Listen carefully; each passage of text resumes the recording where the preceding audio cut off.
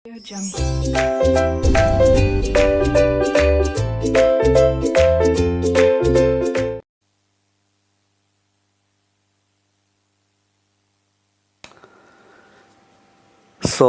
good afternoon all of you. ये financial management economics for finance CA intermediate की first class है, जनवरी 2021. So happy new year to all of you first of all and good afternoon. ये class यूलन app पे हो रही है, लाइव क्लास है और यही वाली क्लास लोग बाद में डाउनलोडेड फॉर्म में देखने वाले हैं या पेन ड्राइव पे देखने वाले हैं. तो हो सकता है वो लोग शाम को देखें, सुबह देखें, जब भी देखें. सिंस ये लाइव क्लास है मैं गुड आफ्टरनून बोल रहा हूँ. सो आप लोग के लाइव चैट अभी मेरे पास आ रहे नहीं हैं. आई थिंक स्टाफ उसको फिक्स कर रहे हैं. तो अकॉर्डिंगली मैं कुछ भी कॉन्क्रीट चालू करने के पहले एक बार देखना चाहता हूँ कि मेरा ऑडियो और वीडियो सब सही आ रहा है क्या. सो तब तक एक बार राइट लेफ्ट यहाँ वहाँ की बातें कर लेते हैं. इस बैच में दो प्रकार के स्टूडेंट्स ज्वाइन किए. एक वो जिनका ग्रुप 1 हो चुका है और जिनका ग्रुप 2 जो है वो बाकी है. ऐसे कमती लोग हैं बिकॉज ये जो बैच है जनवरी में स्टार्ट हो रहा है, ख़त्म होते होते जून तो आ ही जाएगा. ठीक है ना. ओके, जून एंड तो हो जाएगा ख़त्म होते होते इस बैच को. तो अकॉर्डिंगली जिनका मे में एग्ज़ाम है वो तो ऑब्वियसली ये लाइव बैच पूरा नहीं कर सकते हैं. मिक्स एंड मैच कर सकते हैं, वो पॉसिबल है, बट जनरली वो लोग गूगल ड्राइव, पेन ड्राइव पे ही क्लासेस लिए हैं जिनका मे में ड्यू है, जिनका ग्रुप 1 हुआ है, ये एग्ज़ाम दिया है जिन्होंने सीए इंटरमीडिएट का. तो जो मैं दो कैटेगरी के स्टूडेंट्स बोल रहा था जो लोग ज्वाइन किए हैं, वो है जो सीए इंटर मई में नहीं दे के नवंबर में देंगे. ठीक है. और सीए फाउंडेशन स्टूडेंट्स जो इस बार दिसंबर में एग्ज़ाम दिए हैं, जिनका रिज़ल्ट अवेटेड है और वो रिज़ल्ट के बेसिस पे उन लोग अपना प्रेपरेशन एकदम धुआंधार चालू करेंगे नवंबर 21 एग्ज़ाम के लिए. उनमें से बहुत जन प्रोविजनल रजिस्ट्रेशन लिए हैं. That's very good because that goes to show that आप कितने प्रोएक्टिव हैं, कि आप वेट नहीं करें रिज़ल्ट का. आपका एग्ज़ाम अच्छा खासा गया है सीए फाउंडेशन का और आप अकॉर्डिंगली सीए फाउंडेशन के बाद सीए इंटरमीडिएट रिज़ल्ट के पहले ही स्टार्ट कर रहे हैं. That's a correct advice. खासकर अगर आपको दोनों ग्रुप देना है तो जो टाइम बचता है ना 7 या 8 महीने का इफेक्टिवली रिज़ल्ट के बाद, वो थोड़ा कम पड़ जाता है. सिलेबस बहुत एक्सटेंसिव है, केवल मेरे सब्जेक्ट का नहीं पर बाकी सब्जेक्ट्स का, लॉ का, ऑडिट का, EISSM का, accounts, advanced accounts, cost, taxation. Okay, बहुत बहुत बॉम्बास्टिक है. यू विल फाइंड दैट जिस तरह से मैं FM EFF पढ़ाऊँगा उस वाइज तो आपको ये सबसे ईजी सब्जेक्ट लगने वाला है 8 सब्जेक्ट में से. Yes, good afternoon. अब मेरे पास आप लोग के वो आए हैं, क्या बोलते हैं, रिप्लाईज आ रहे हैं. तुषार छाबरा, अनिकेत गर्ग, अर्पित गर्ग, तरुण मित्तल, हर्षिता जैन, दीपक, समीर. बहुत तेज़ी से नाम चेंज हो रहे हैं तो I am not able to pick up. लया, एक जिनका कॉम्प्लिकेटेड नाम है VY, पता नहीं, समझ में नहीं आ रहा. पुलकित, Pratyusha, Jatin, Smriti, Harshita, Lakshya, Shreya. Okay, good afternoon all of you. Muskan, Medhavi. Okay, so good afternoon all of you. अगर मैंने किसी का नाम मिस किया कोई बात नहीं, उसके आगे बोल देंगे. तो आप लोग सबको गुड आफ्टरनून, आप लोग सबको हैप्पी न्यू ईयर. ओके, हमने कॉन्क्रीटली कुछ स्टार्ट नहीं किया है. वैसे स्टार्ट करने में क्लास अपने को ऑलरेडी 15 मिनट लेट हो गई है. नो इश्यूज़, होता है. ठीक है. But usually I am very much on time along with my team. और अगर मेरी टीम टाइम पे नहीं होती है तो वो लोग को पता है कि मैं बहुत ज़्यादा गुस्सा हो जाता हूँ. तो यूजुअली 11 माने 11 अपनी क्लास 11 बजे एग्जैक्ट स्टार्ट हो जाएगी. आप आज के एक्सपीरियंस के बेसिस पे नेक्स्ट डे के बारे में मत सोचिएगा. Okay, it starts at 11 AM exact. ठीक है ना. I am getting the green signal from here कि मेरा जो ऑडियो वीडियो है वो सब फाइन जा रहा है. ठीक है। बहुत जन का नाम ले लिया, दक्षिता, ओम, चिराग, आयुष, विशाल, ठीक है। I have not taken many peoples name, ठीक है। नाम आ जाएगा धीरे धीरे यार, आप मन में बसे हुए, what's there in the name. आइए, तो अपने सीए इंटर एफएम ईएफएफ का पहला क्लास है और बहुत सारे फाउंडेशन स्टूडेंट्स हैं जो फाउंडेशन दिए एग्जाम, और जिन लोग अब एग्जाम जो है सीए इंटर का नवंबर में देंगे, ठीक है ना। ना मेरा जो पढ़ाने का एक्सपीरियंस है उसके हिसाब से जब तक रिजल्ट निकलता नहीं है फाउंडेशन का, उस प्रकार का वो जो जोश है ना, जोश मतलब वो जो स्ट्रेस है, टेंशन है और जोश है, वो पूरी की तरह से पूरा आता नहीं है, ठीक है। तो इन दैट केस मैंने डिसाइड किया कि जब तक अपना ये फाउंडेशन का रिजल्ट नहीं आता है, फाउंडेशन का रिजल्ट नहीं आता है, तब तक मैं 2 क्लासेस अ वीक पढ़ाऊंगा, Tuesday and Thursday, 2 classes a week. और जैसे ही रिजल्ट आ जाता है it will be Tuesday, Thursday and Saturday, क्योंकि बोलते हैं ना कि हथौड़ा तब मारना चाहिए जब वो हॉट हो, ठीक है, तभी अपने को मारना चाहिए when the thing is hot, otherwise वो लगता नहीं है, ठीक है। तो ट्यूसडे और थर्सडे चालू होगा अपना, उसके बाद जैसे रिजल्ट निकला वैसे ही अपने उसको ट्यूसडे, थर्सडे, सैटरडे कर देंगे, ठीक है ना। तो this is what we will do. I will communicate this on SMS to you also. You will start Tuesday and Thursday, but ये जो 1 महीने में, सवा महीने में आप लोग कर लोगे, रिजल्ट के पहले जो क्लासेस कर लोगे और जो आपको आइडिया हो जाएगा, जो आपका मैच्योरिटी लेवल हो जाएगा, वो मच मच बेटर होगा एज कंपेयर टू जो लोग बाद में ज्वाइन करेंगे। You will have a ground advantage, first mover advantage as compare to others, believe me, ठीक है। जो लोग 2 ग्रुप का आशा कर रहे हैं नवंबर के लिए, उनका एकदम मन में तहे दिल से इच्छा होना चाहिए कि अपने को रैंक लाना है, ठीक है। तो सीए इंटर में रैंक मतलब बहुत बहुत बड़ी बात है आपके कॉन्फिडेंस के लिए, ठीक। सो आई होप दैट आप उस तरीके से पढ़ाई करेंगे। जो बाकी टीचर्स होंगे बाकी सब्जेक्ट्स के, ओके, अकाउंट्स के, टैक्स के, कॉस्ट के, वो भी आप लोग को गाइड करेंगे अपने अपने सब्जेक्ट्स में। I will generally stick to my subject financial management and economics for finance, because ये सब्जेक्ट अपने आप में सागर है as far as knowledge is concerned, okay. It's a beautifully designed subject and you will enjoy studying for it, and I can guarantee that जितने भी subjects हैं आपके 8 सब्जेक्ट, लास्ट में जाके आपको यही वाला सब्जेक्ट सबसे ईजीएस्ट, सबसे स्कोरिंग और सबसे भरोसेमंद दिखेगा। सबसे ईजीएस्ट, सबसे स्कोरिंग, सबसे भरोसेमंद, ये सब्जेक्ट आपको सबसे कमती टेंशन देगा। होता है टेंशन, यार भूल रहे हैं, लगेगा यार ये तो भूलते ही नहीं है, ये वाला सब्जेक्ट में पता नहीं क्या होता है, इस तरह से सर पढ़ाया कि we are not forgetting at all. तो I promise that this will happen with you. और तो और इस सब्जेक्ट के थ्रू पहली बार आप मार्केट्स का आइडिया लेंगे, स्टॉक्स का आइडिया लेंगे, बॉन्ड्स का आइडिया लेंगे, करेंसी का आइडिया लेंगे, इंटरेस्ट रेट का आइडिया लेंगे, यील्ड का आइडिया लेंगे, ठीक है ना। इस सब्जेक्ट के कारण पहली बार आप ये समझें कि कॉर्पोरेट फाइनेंस, ट्रेजरी क्या होता है, ओके। इस सब्जेक्ट के कारण आप ये समझेंगे कि जो अपने क्लास 11-12 में बाई चांस थोड़ा बहुत इकोनॉमिक्स जिसका पढ़ा हुआ है ना, रेपो रेट, बैंक रेट, ये वो सब डेफिनेशंस पढ़ते थे, यहाँ समझेंगे उसका एप्लीकेशन कैसे होता है, ठीक है। तो you will be brilliantly satisfied both intellectually and exam point of view से एंड क्लास में इंटरेस्ट पॉइंट ऑफ व्यू से in studying this subject. I will try my level best to ensure that एक attraction आपका finance और economics में इस subject के through आ जाए, जिससे अगर आपको लगे कि मेरे को फ्यूचर करियर अपना फाइनेंस में बनाना है, ठीक है, हो सकता है किसी को टैक्सेशन में बनाना है, हो सकता है किसी को अकाउंट से बनाना है, हो सकता है किसी को लीगल में बनाना है, अगर आपको लगे मेरे को फाइनेंस में बनाना है, आपको लगे कितना सॉलिड बेस क्रिएट हो गया, ठीक है ना। So with this I will start the discussion of this subject, okay.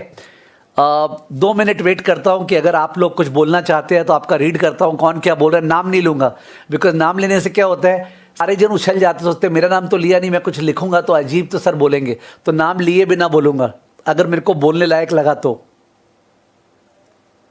बोल रहे बैच जून तक क्यों, बिकॉज ये बैच नवंबर 21 एग्जाम के लिए है, बैच नवंबर 21 एग्जाम के लिए है, क्लियर कट बोल दे रहा हूं, बैच नवंबर 21 एग्जाम के लिए है, ठीक है। ऑफकोर्स उसके बाद के लिए भी है, कोई 22 में एग्जाम दे रहा है तो वगैरह, पर वैसे मई 21 के लिए नहीं है, नवंबर 21 के लिए। किसी को अगर मई 21 में देना है और वो बैच ज्वाइन किया है तो प्लीज़ कांटेक्ट करें, मैं अपना फ़ोन नंबर भी दूंगा, आप वो नंबर पे कांटेक्ट करें, मैं बता दूंगा वो सारा कांटेक्ट कैसे करते हैं, जिससे आपको बता पाएंगे आप मई 21 में अगर एग्जाम देने वाले हैं तो आप कैसे पहले क्लासेस कंप्लीट कर सकते हैं। आपको तब तो क्लास मार्च में या फेब में कंप्लीट करना चाहिए। अगर आपका मई में एग्जाम है तो एक क्लास तो आपकी मिड मार्च में, max to max mid March में कंप्लीट होनी चाहिए। तो भाई मिड मार्च तक ये बैच कंप्लीट नहीं हो सकता है, ठीक है ना, ये जून तक कंप्लीट होगा।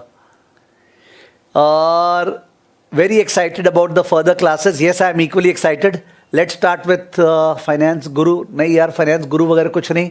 Let me be your friend. ठीक है, तो गुरु टीचर के बजाय अपने फ्रेंडशिप मेंटेन रखे तो बेटर रहेगा.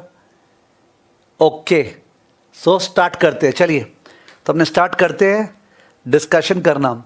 सबसे पहले ये है कि आपके एज में, आपका जो एज है उस एज के पॉइंट ऑफ व्यू से बहुत ज़्यादा आपको डाउट्स होगा और क्वेरीज रेज होगा.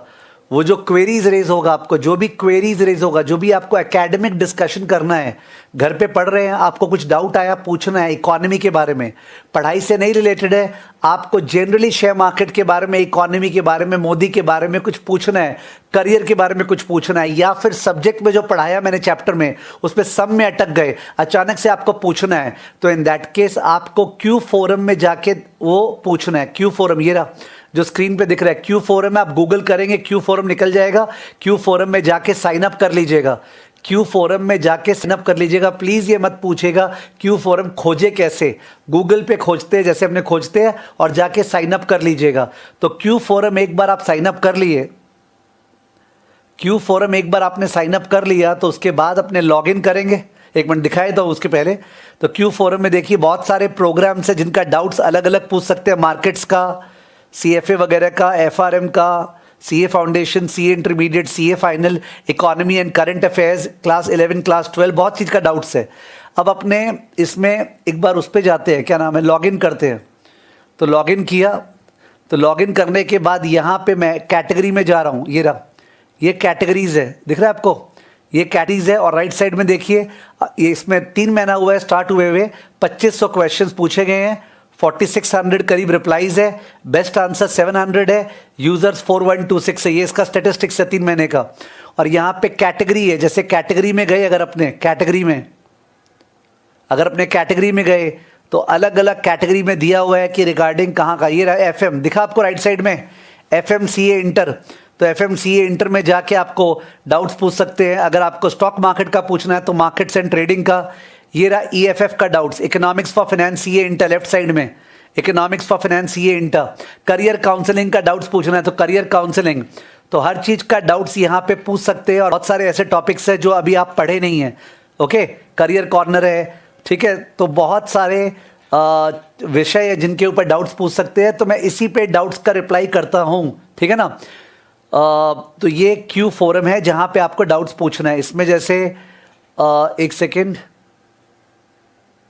वापस से अगर इसमें जाएं क्वेश्चंस के अंदर, तो क्वेश्चंस के अंदर जाके अपने देखिए क्या recent questions, my favourite questions, no answers, जिनका आंसर नहीं दिया गया, मोस्ट आंसर्ड, फॉलोड, पिंड. तो ये सारा का सारा फीचर्स है जिससे आप भूल ही नहीं सकते हैं. तो सपोज जैसे लास्ट बैच है 3 महीने में, मैंने करीब 50 क्वेश्चंस का जवाब दिया होगा क्यू फोरम पे, CA इंटर का, इकोनॉमिक्स का भी. अकॉर्डिंगली उसका रिपोजिटरी क्रिएट हो गया है. तो कोई भी बंदा रिवाइज करना चाहे ना, यार रिवाइज करने का मन हो रहा है, पूरा FM सबसे बेस्ट है. क्यू फोरम पे चले जाओ और जो 50-100 क्वेश्चंस पूछा गया लोगों का, उससे रिवाइज करो. एक चैप्टर से दूसरा चैप्टर, ये चैप्टर, वो पेचीदगी, क्या बढ़िया से पूछा गया, ऑडियो रिप्लाईज है उसके अंदर, ठीक है ना. तो क्यू फोरम पे आपको अपना डाउट्स पूछना है, ठीक है ना.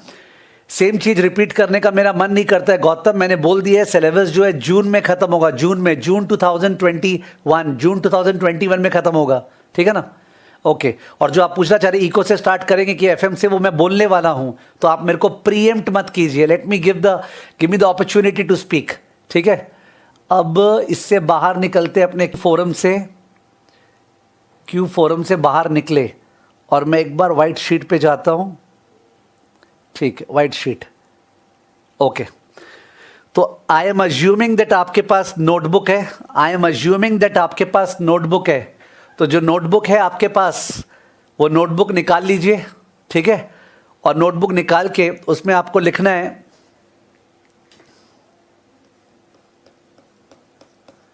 FMEFF, फुल फॉर्म सबको पता होगा, financial management economics for finance, paper number 8. Paper number 8 financial management economics for finance, paper number 8 अंत भला तो सब भला। ये डायलॉग मैंने पिछले बैचेस में दिया था, अंत भला तो सब भला। जब आप 8 सब्जेक्ट्स का एग्जाम सीए इंटर में देंगे, जो लोग दोनों ग्रुप दे रहे हैं, तो 8वां सब्जेक्ट देते समय आपका पूरा बॉडी टूट चुका होगा। ओके, बाकी 7 सब्जेक्ट के प्रेशर की वजह से आप में कुछ बचा नहीं होगा। वैसा वाला हाल होगा जहां मम्मी बोलेगी बेटा एक लास्ट एग्जाम बाकी है, बढ़िया से दे दो।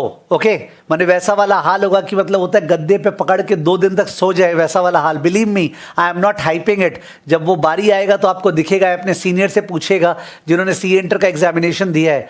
तो FMEFF अंत भला तो सब भला का काम करता है। इतना बढ़िया जाता है ये पेपर, इतना बढ़िया, लास्ट में लगता है बाकी 7 पेपर अच्छे गए थे। अगर कोई 7 में से कोई पेपर खराब भी चला गया था ना, तब भी इस पेपर की अच्छाई के कारण लगता है यार बचा लिया बचा लिया। पूछना किसी से भी जो लोग नवंबर दिसंबर में एग्जामिनेशन दिए, they will tell you this happened with them, and क्या फ्लाइंग कलर से पास होंगे सबके सब इस पेपर की वजह से। तो FMEFF पेपर नंबर 8 मैं लिखने से बच नहीं पा रहा हूं, मैं लिख रहा हूं, आपको भी लिखना चाहिए।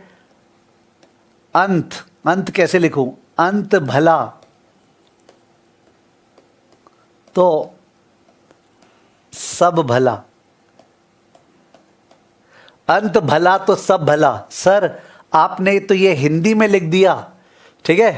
Now the secret of preparing this paper, the secret of preparing this paper is to think in Hindi and answer in English. Think in Hindi, Hindi में सोचिए और इंग्लिश में लिखिए। जब इकोनॉमिक्स वाला पार्ट लिखना है तो सोचना हिंदी में, बिकॉज सोच हिंदी में आए। ऑफ कोर्स अगर कोई इंग्लिश लैंग्वेज ओरिएंटेड स्टूडेंट है उसका बात अलग है, बट अदरवाइज हिंदी में सोच के इंग्लिश में लिखने में जो मजा आता है वो अलग ही मजा आता है। इंस्टीट्यूट को सब्सटेंस से मतलब है, फॉर्म से नहीं। इंस्टीट्यूट को तथ्य से मतलब है, तथ्य। वो तथ्य में इज आर एम क्या यूज हो उससे मतलब नहीं है। That does not mean that मेरा इंग्लिश जरा सा भी 19 है। Okay, I have a very sophisticated English, I do not have any problem in using English. However I feel that students का सबसे बेस्ट पेपर तभी जाता है जब वो प्रैक्टिकल पेपर्स में हिंदी में सोचता है, इंग्लिश में लिखता है। तो मैंने लिखा है अंत भला तो सब भला। ओके ओके, इसका इंग्लिश क्या होता है? अंत भला तो सब भला का इंग्लिश क्या होता है? इसका इंग्लिश क्या होता है? आप लोग कुछ भी लिखते रहेंगे, मैं उस सब का जवाब नहीं देने वाला हूं। Sir please provide PDF of study mat, as if अभी चालू हो गया, आपको स्टडी मैट यूज करना है। अरे शांति भाई शांति, ठीक है। अंत भला तो सब भला, वो क्या बोलते हैं? आप पूछ रहा हूं तो बोलेंगे नहीं। अंत भला तो सब भला, किसी ने बोला नहीं? All well that ends well. Okay, all's well that ends well, ठीक है। आ गए अंग्रेज लोग, ठीक है। चलिए, तो अंत भला और सब भला, ये सबसे बेस्ट पेपर सबसे लास्ट में जाना होता है और इसको अच्छा करके आना ही है, ठीक है ना। मेरा पहले से अनाउंसमेंट है, जिसका 100/100 आया, जिसका 100/100 आया उसको ₹1 लाख का इनाम है मेरी तरफ से। 99 पे सर कितना इनाम है? कुछ नहीं है। अगर 100 में से 100 आया तो 1 लाख रुपया का इनाम है मेरी तरफ से। और सर अगर 25 जन का 100 में से 100 आ गया तो कोई बात नहीं है, तुम मेरा मत सोचो, मैं 25 लाख दे दूंगा, तुम अपना सोचो, ठीक है ना। तो 100/100 आने से 1 लाख का इनाम है मेरी तरफ से, बिकॉज मेरा दिल से इच्छा है कि सीए इंटर में 100/100 आए। सीए फाइनल में जो सब्जेक्ट मैं पढ़ाता हूँ स्ट्रैटेजिक फाइनेंशियल मैनेजमेंट, उसमें 100/100 2 बार आ चुका, बट इसमें नहीं आया। आई रियली वॉन्ट दैट किसी का 100/100 आए, शायद वो आप होंगे, ठीक है ना। चलिए नेक्स्ट, इस पेपर में लिखिएगा paper pattern. Point number 1, paper pattern copy करना है। पेपर पैटर्न, तो पेपर पैटर्न बता रहा हूं।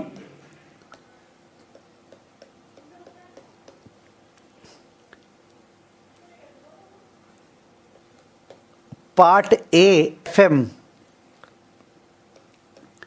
60 marks, part B EFF 40 marks. 60 marks का फाइनेंशियल मैनेजमेंट है, 40 मार्क्स का EFF है। और एक बात तो बताना भूल ही गया कि मैं लाइव क्लास लेने वाला हूं, किस तरह से बता दूं। जैसे अपने शादियों में जाते हैं, शादियों में और बुफे लगा रहता है हर चीज़ का, तो फिर अपने बीच बीच में बुफे काउंटर में जाते हैं ना, बफे काउंटर में, कि चलो अभी डोसा खा ले, नहीं चलो अभी अपने सैलेड खा ले, नहीं चलो अभी अपने रोटी दाल खा ले।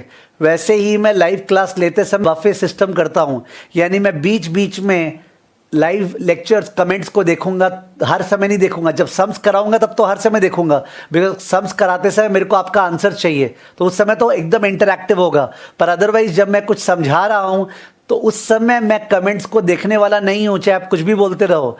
मैं जब कुछ समझा दिया शांति से, उसके बाद मैं देखूंगा कि हाँ आप बताइए कहाँ पे आपको क्या इशू है। तो आप लोग भी अगर बुद्धिमान होगे तो आप लोग उसी के हिसाब से कमेंट सेक्शन को यूज करोगे। अगर आप लगातार कमेंट सेक्शन धुआंधार यूज करते जाओगे तो कोई देखने वाला नहीं है, आपका एनर्जी वेस्ट जाएगा, ये ध्यान रखिएगा। तो अभी मैं एक्सप्लेन कर रहा हूं, मैं कमेंट्स नहीं देख रहा हूं। अगर आप कमेंट्स टाइप कर रहे हैं तो आपका मन, आपका एनर्जी वेस्ट जा रहा है।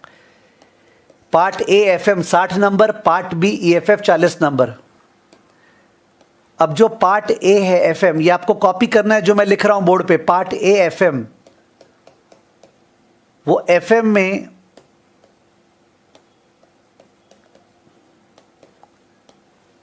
Question number 1 20 marks, usually 5 into 4 compulsory है। होप आप कॉपी कर रहे हैं। कोई भी सोच सकता है कि यार ये सब तो याद रहता है, but I am telling you ये सब याद नहीं रहता है। फर्स्ट पेज में कॉपी में लिखा रहता है ना, तो हमेशा बेटर पर्सपेक्टिव मिलता है। तो 20 नंबर का जनरली 4 क्वेश्चन आता है 5-5 नंबर का, पर जरूरी नहीं है कि 4 ही आएगा, क्या पता 3 क्वेश्चन आ जाए, 7 नंबर, 8 नंबर, 5 नंबर। पर 20 नंबर का पहला क्वेश्चन कंपल्सरी है, ठीक है। ये कंपल्सरी क्वेश्चन देने का इंस्टीट्यूट का मोटिव ये होता है कि स्टूडेंट कोई चैप्टर छोड़ नहीं पाए, हर चैप्टर से कहीं ना कहीं कुछ पूछ लें, जिससे अगर वो छोड़ा है उसका 100 में 100 नहीं आ सकता है, और संजय सर आप सर से 1 लाख रुपीज नहीं ले पाएगा, ठीक है।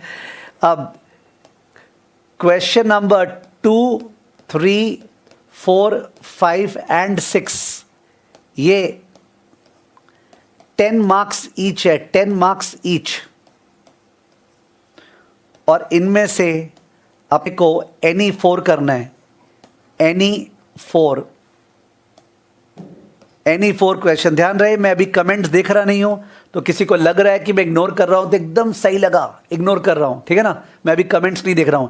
एनी 4 आउट ऑफ 5 तो हो गया ना 60 नंबर का हिसाब। Any 4 out of 5, okay.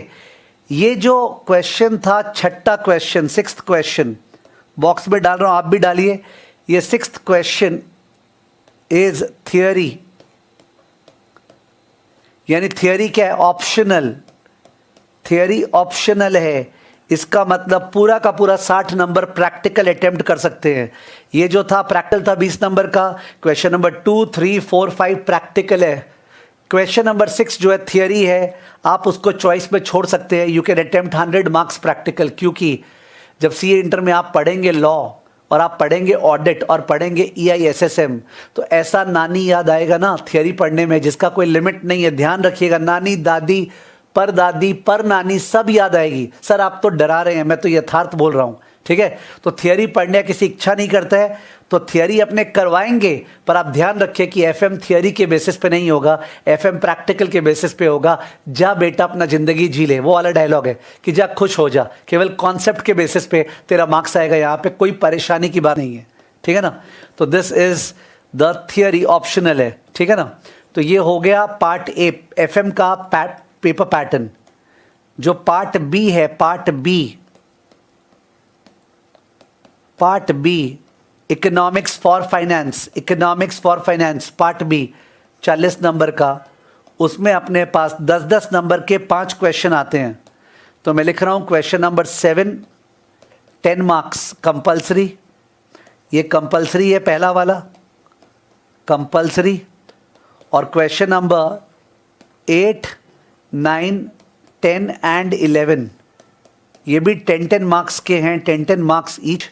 और इनमें से अटेम्प्ट एनी 3, अटेम्प्ट एनी 3, इनमें से 3 अटेम्प्ट करना है। तो क्वेश्चन नंबर 7 10 नंबर का कंपल्सरी है, और उसके बाद अटेम्प्ट एनी 3, तो हो गया 40 नंबर। ये इकोनॉमिक्स बहुत ही अलग तरह का इकोनॉमिक्स है, okay. Different type of economics है, different type of economics. Why अगर आप कॉपी कर रहे हैं तो बढ़िया है, ठीक है। वाई? बिकॉज इसमें करीब 10 to 15 मार्क्स का प्रैक्टिकल है, सम्स आएगा। 10 to 15 मार्क्स का प्रैक्टिकल आएगा, सम्स आपको सॉल्व करना है, कैलकुलेट करना है, मनी सप्लाई निकालना है। कई जन का 11-12 में किया हुआ है, M1 M2 M3 M4, money multiplier, Keynesian multiplier, GDP NDP तो सीबीएसई ये सब में था ही। वो सब का सम्स आता है फुल मार्क्स, और वो सम्स 5 मिनट में हो जाता है, माने 15 नंबर का सम 5 मिनट में, ठीक है। वैसा वाला हाल है। आर्बिट्राज, आर्बिट्राज अगर वर्ड सुना हो, आर्बिट्राज का मतलब क्या होता है बताइएगा। अब मैं बफे काउंटर पे आ रहा हूं। आर्बिट्राज का मतलब क्या होता है बताइएगा। मैंने बोला 5 मिनट में 15 नंबर का सम हो जाता है, तो आर्बिट्राज अपॉर्चुनिटी। आर्बिट्राज का मतलब क्या होता है प्लीज, अब मैं बफे काउंटर में हूं, बताइएगा। ओके, अब मैं बफे काउंटर में आया हूं, ठीक है, बताइएगा प्लीज। आर्बिट्राज का मतलब क्या होता है। दीपक, रिवा, कौशल, शुभम, व्यंतिव, बहुत डिफिकल्ट नाम है भाई, व्यंतिव, दक्षिता, बताइए आर्बिट्राज का मतलब क्या होता है। वाव नहीं होता है, वाव मोमो भी नहीं होता है। आर्बिट्राज का मतलब होता है मुफ्त का प्रॉफिट। ओके, या खराब लैंग्वेज में बोलूं, खराब लैंग्वेज में बोल रहा हूं बिकॉज कम्युनिकेशन इज इंपॉर्टेंट। हराम का प्रॉफिट, मुफ्त का प्रॉफिट, विदाउट रिस्क, विदाउट पैसा लगाए हुए कमाई, विदाउट रिस्क और विदाउट पैसा लगाए हुए अगर आप कुछ अर्न कर पा रहे हैं, that is called arbitrage. Okay, without risk और विदाउट पैसा लगाए हुए अगर आप प्रॉफिट कमा रहे हैं उसको बोलते हैं आर्बिट्राज। क्या बोलते हैं? आर्बिट्राज। विदाउट रिस्क, विदाउट पैसा लगाए हुए अगर आप प्रॉफिट कमा रहे हैं उसको बोलते हैं आर्बिट्राज, ठीक है। तो और वो जनरली पॉसिबल नहीं हो पाता रियल लाइफ में, बट इकोनॉमिक्स में है। बिकॉज जो एफएम का क्वेश्चन होगा 10 या 15 नंबर का, उसमें क्या पता आधी घंटा 40 मिनट लगे, 45 मिनट लगे। इको का जो क्वेश्चन है 10-15 नंबर का प्रैक्टिकल, वो 5 मिनट में सॉल्व हो जाएगा। सर आप तो बढ़ा के बोल रहे हैं, मैं दिखा दूंगा ना, जब करेंगे तो मैं दिखा दूंगा, समझ गए। ओके, कोई और डीप में लिख रहा है simultaneous buying and selling of securities, उतने डीप में नहीं जा रहा। वो हुआ कैसे आर्बिट्राज करते हैं। आर्बिट्राज का मतलब है मुफ्त प्रॉफिट, विदाउट रिस्क लिए हुए, विदाउट पैसा लगाए हुए, ठीक है ना। तो इको में 10-15 नंबर का सम है। उसके अलावा all theory questions of EFF are of 2 marks और 3 marks। या तो 2 नंबर का थियरी क्वेश्चन है या 3 नंबर का थियरी क्वेश्चन है, या तो 2 नंबर का थियरी क्वेश्चन या 3 नंबर का थियरी क्वेश्चन है। इसलिए ये लोग फुल मार्क्स देते हैं, इसलिए ये लोग फुल मार्क्स देते हैं अगर आपने पॉइंट्स सही लिखा है तो। ये लोग फुल मार्क्स देते हैं अगर आपने पॉइंट्स सही लिखा है तो। They give you full marks if you write to the point, ठीक। If you write to the point you get full marks. Okay, so all theory questions of EFF are of 2 marks और 3 marks each। Therefore, you get full marks।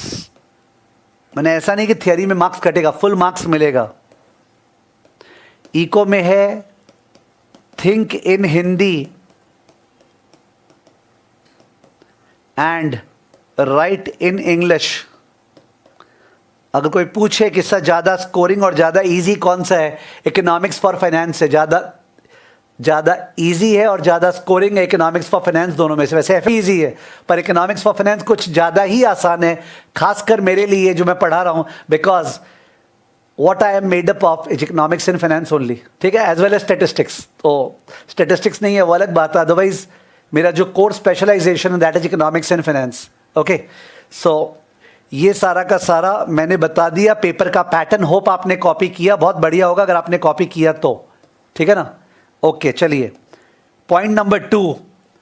Point number 1 था paper pattern. Point number 2, तो point number 2 है calculator required. Unfortunately मेरे पास यहां पे अभी calculator है नहीं, ठीक है, आप लोग के पास होगा।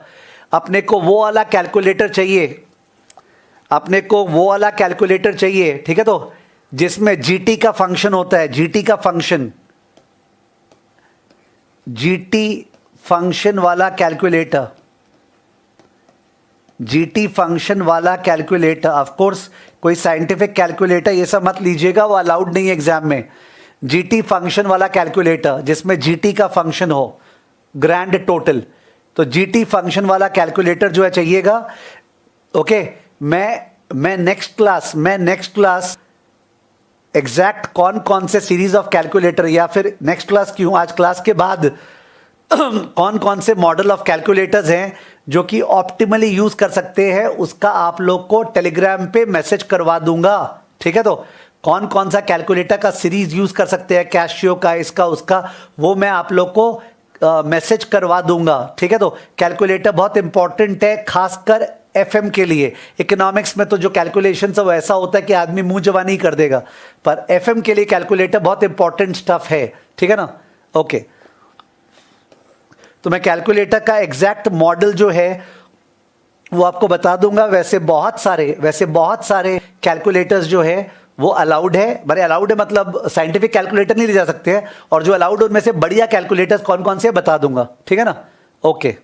अब नेक्स्ट पॉइंट नंबर 3,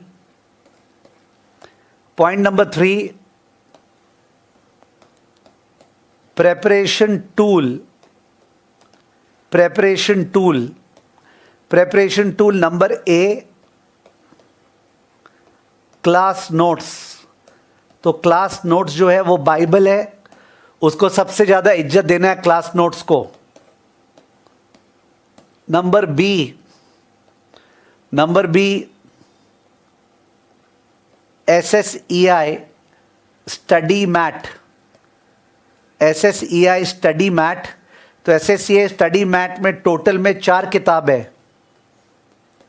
FM का 2 बुक्स है, EFF का 2 बुक्स है। ओके, FM का 2 बुक्स है, 2 बुक्स, और EFF का 2 बुक्स है। इन बुक्स में point number C, ICAI study mat, ICAI past papers,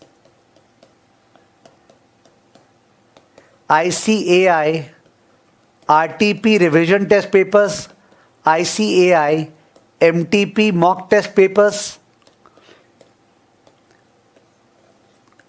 everything is covered in SSEI MAT।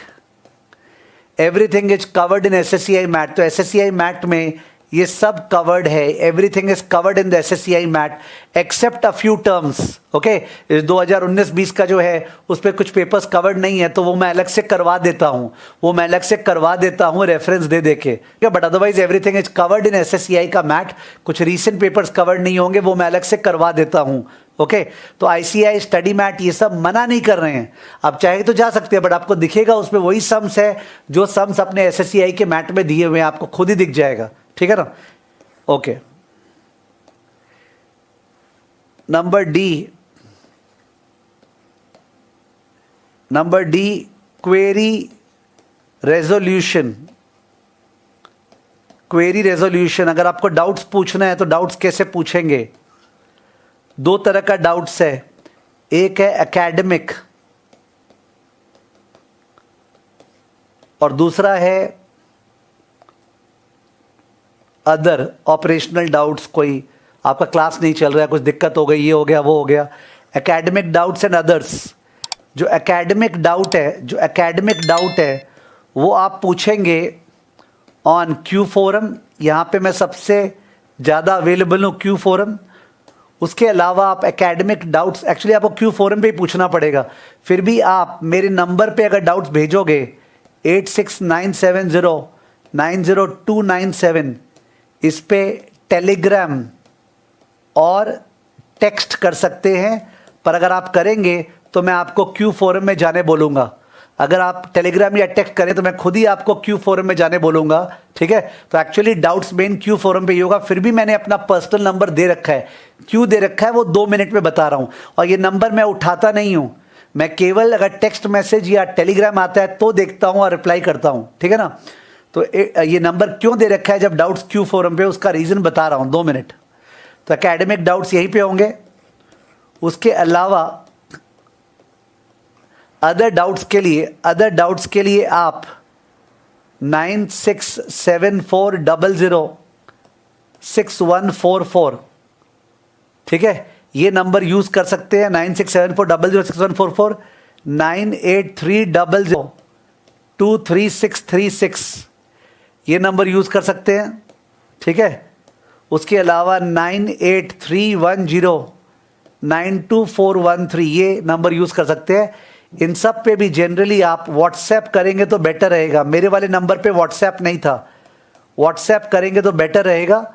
और अगर होता है कि ये नंबर्स आपका सुन रहे नहीं है, दे आर इग्नोरिंग यू, तो जाके आप मेरे को बता सकते हैं टेलीग्राम पे कि sir I have WhatsApped at these numbers but I am not getting help, तो मेरा number okay red flag raise करने के लिए है कि in spite of the fact that मैं अदर डाउट्स यहाँ पूछ रहा हूँ पर मेरे को कोई हेल्प नहीं कर रहा है। वैसे एक टेलीग्राम चैनल बोथ वेज अलग से बना रहे हैं आप लोग के लिए, ओके।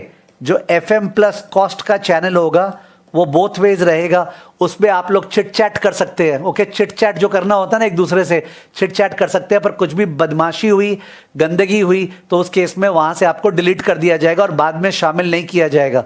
ये टेलीग्राम चैनल में आपको ऐड कर लिया जाएगा। उसके अलावा एक अलग से व्हाट्सएप ब्रॉडकास्ट चैनल होगा, ब्रॉडकास्ट चैनल, तो ब्रॉडकास्ट समझ गए ना, वन वे जो होता है, ब्रॉडकास्ट चैनल होगा। वो इसलिए है कि अगर मेरे को कुछ अपडेट्स देने हैं तो आपको अपडेट्स, कुछ मेरे बोलना है कि आज की क्लास में ये किए थे, ध्यान रखिएगा, ये वाला होमवर्क करना है, तो वो सब मैं व्हाट्सएप ब्रॉडकास्ट चैनल में दूंगा, ठीक है। तो वो नंबर आपको स्टोर करना पड़ेगा, डिटेल्स आपको मिल जाएगा आज के क्लास के बाद।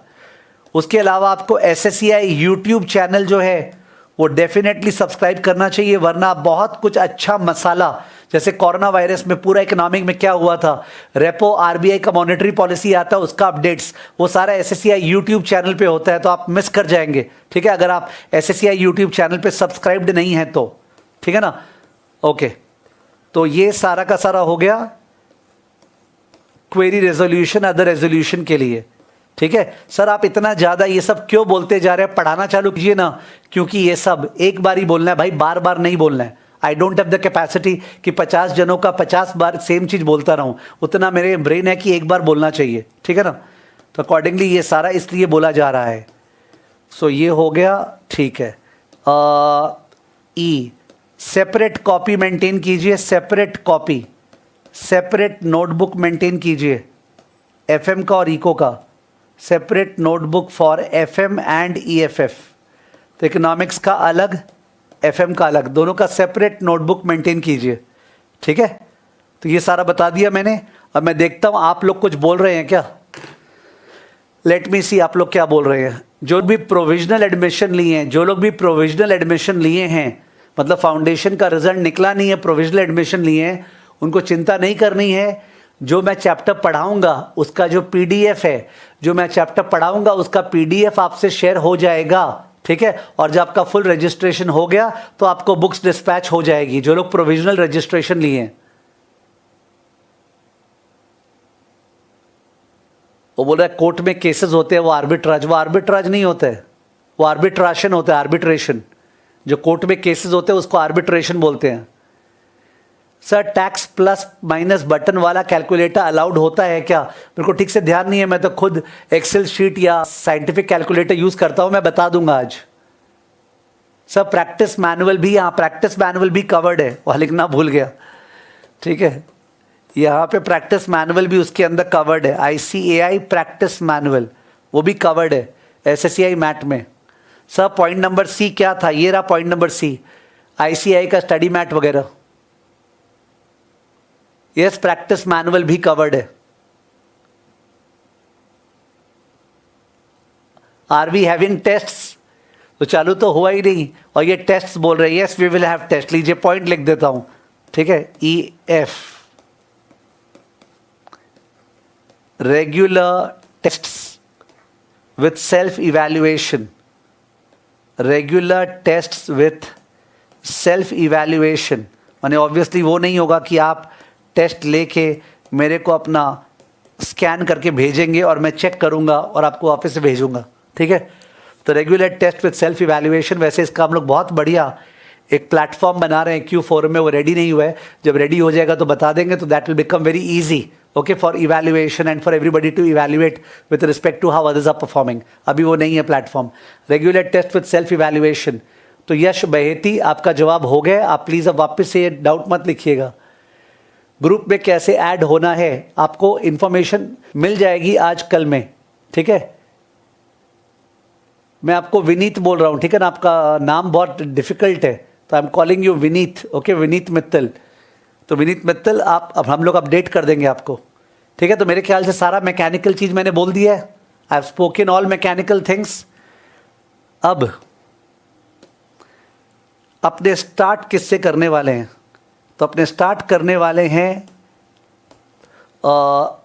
एफएम से। We are going to start with financial management FM. FM से स्टार्ट करने वाले हैं। एफएम में करीबन अप्रॉक्स 50 क्लासेस होगी, करीबन। मैंने इसे करीबन तो 50 प्लस 20%, यानी 10 क्लास और एक्स्ट्रा हो सकती है, बिकॉज रिवीजन क्लास भी है कि सर हम लोग को रिवीजन करवा दीजिए, तो रिवीजन क्लास भी होती है, ठीक है ना।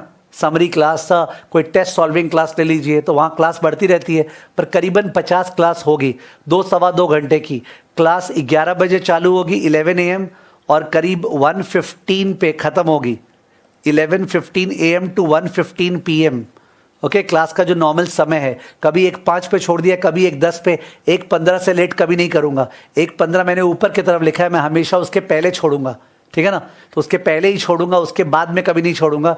जैसे अगर आपको अकाउंट्स ट्यूशन कहीं पे करना है, लाइव होता है, तो आप इजीली कर सकते हैं 1:30 या 1:05 या 2 o'clock से, ठीक है ना, ओके। तो 11 AM टू 1:15 PM, करीब 2-2.25 घंटे की क्लासेस, 50 क्लासेस होगी, ठीक है ना। इसमें आपको क्या क्या मिलेगा, इसमें क्लासेस में आपको ऑडियो समरी भी मिलेगा। ऑडियो समरी यानी कि क्लास में जो किए उसका आपको ऑडियो समरी मिलेगा। कल क्लास में आपने क्या किए उसका ऑडियो समरी, जिससे रिवीजन करना बहुत इजी है, ऑडियो समरी। उसके अलावा आपको मिलेगा क्या बोलते हैं, माइंड मैप मिलेगा, हर चैप्टर का mind map of each chapter, apart from my teaching तो है ऑफ ईच चैप्टर। ऑल्दो मेरे को लगता है पर्सनली कि माइंड मैप ज़्यादा काम नहीं आता है, ऑडियो ज़्यादा काम आता है, ठीक है। माइंड मैप भी मिलेगा हर चैप्टर का आपको, ठीक है ना, ओके। और कुछ ध्यान नहीं आ रहा है, अब स्टार्ट करते हैं। तो एफएम का syllabus, FM syllabus,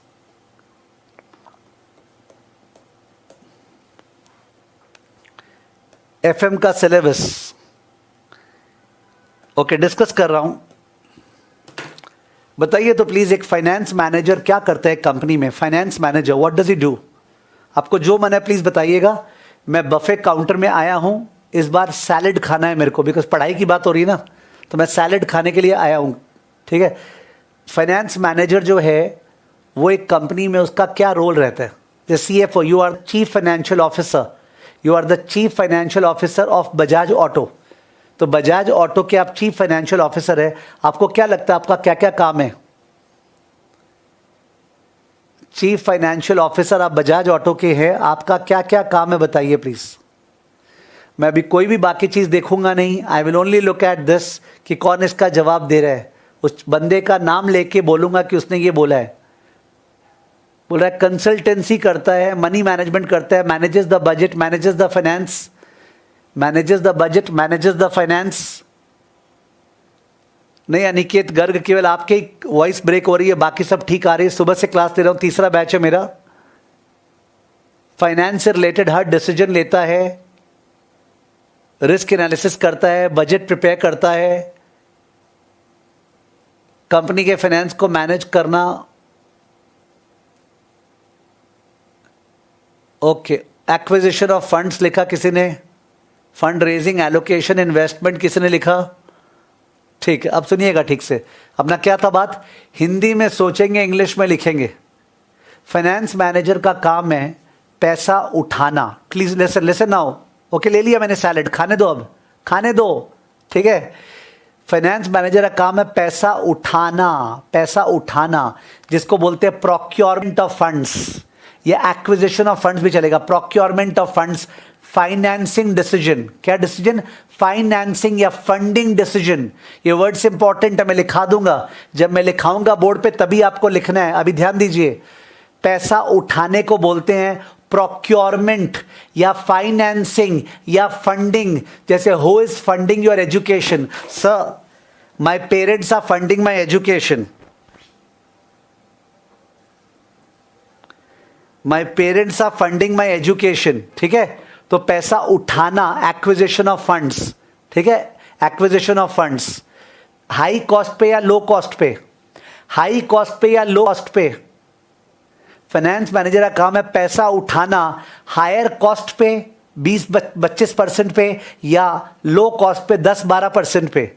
what is the objective? कि वो हाई कॉस्ट पे उठाए या लो कॉस्ट पे उठाए? हाई कॉस्ट पे उठाए या लो कॉस्ट पे उठाए? Yes please. फाइनेंस मैनेजर का काम है पैसा उठाना, ऑब्वियसली लो कॉस्ट पे। ऑब्वियसली लो कॉस्ट पे। जिस कॉस्ट पे वो पैसा उठाता है उसको बोलते हैं कॉस्ट ऑफ कैपिटल।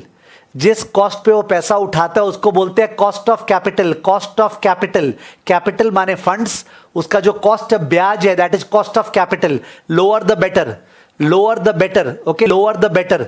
ठीक है, तो पैसा उठाना इज कॉल्ड कॉस्ट ऑफ, क्या बोलते हैं, procurement of fund, funding decision.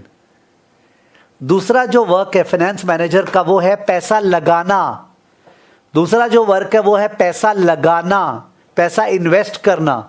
ठीक है, तो एक है पैसा उठाना, एक है पैसा लगाना। पैसा लगाना is always obviously investment decision. Investment decision, okay, investment decision. पर फाइनेंस मैनेजर शॉर्ट टर्म पैसा उठा के और शॉर्ट टर्म एसेट्स भी तो होल्ड करता है। फाइनेंस मैनेजर शॉर्ट टर्म पैसा उठाता है और शॉर्ट टर्म एसेट्स भी तो होल्ड करता है, करंट एसेट, करंट लायबिलिटी। वो वाला पार्ट को बोलते हैं वर्किंग कैपिटल मैनेजमेंट। तो लॉन्ग टर्म फंड्स उठाता है जिसका कॉस्ट है केसी। शॉर्ट टर्म फंड्स उठाता है क्रेडिटर्स से, बैंक ओवरड्राफ्ट से, कैश क्रेडिट से। ठीक है, और करंट एसेट होल्ड करता है वेदर कैश इन हैंड और स्टॉक और अकाउंट्स रिसीवेबल्स और प्रीपेड एक्सपेंसेस। ये सारा का जो मैनेजमेंट है उसको बोलते हैं working capital management. CA minus CL का मैनेजमेंट। लिक्विडिटी पोजीशन संभालना, लिक्विडिटी पोजीशन। और लंबे लंबे प्रोजेक्ट्स पे जो पैसा लगाता है, 10 साल के प्रोजेक्ट में, 20 साल के प्रोजेक्ट में, 5 साल के प्रोजेक्ट में, उसको बोलते हैं investment decision, capital budgeting. Investment decision, capital budgeting. तो प्लीज लिखें अपने अपना सिलेबस कैसा है। अपना सिलेबस कैसा है? सिलेबस में अपने एक पार्ट है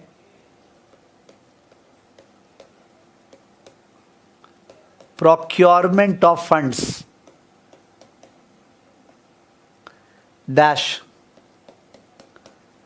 फाइनेंसिंग और फंडिंग। ये वर्ड मत भूलिएगा, फाइनेंसिंग और फंडिंग डिसीजन। फाइनेंसिंग और funding decision to minimize cost of capital, to minimize cost of capital। Hope आपका छोटा नहीं हो। प्रोक्योरमेंट ऑफ फंड्स, फाइनेंसिंग और funding decision to minimize the cost of capital, to minimize the cost of capital. Okay, पैसा उठाना to minimize the cost of capital. इसके अंदर अपने 3 चैप्टर्स है। क्या क्या चैप्टर्स इसके अंदर? चैप्टर कौन कौन से है? एक है कॉस्ट ऑफ कैपिटल। सब वो जो 20% 22% आप बोल रहे थे ना, वो कैसे कैलकुलेट करते हैं? बिकॉज पैसा तो इक्विटी से भी उठता है, प्रेफरेंस से भी उठता है, लोन से भी उठता है, डिबेंचर से भी उठता है। तो उसका अपने कॉस्ट कैसे निकालते हो जो 20-22%? उसको बोलते हैं कॉस्ट ऑफ कैपिटल। ओके, ये लॉन्ग टर्म फंड्स है। ये जो प्रोक्योरमेंट ऑफ फंड्स है ये लॉन्ग टर्म फंड्स है, प्लीज मार्क कीजिएगा। Long term funds, long term funds है, शॉर्ट टर्म का यहां बात नहीं की है मैंने। दूसरा नंबर टू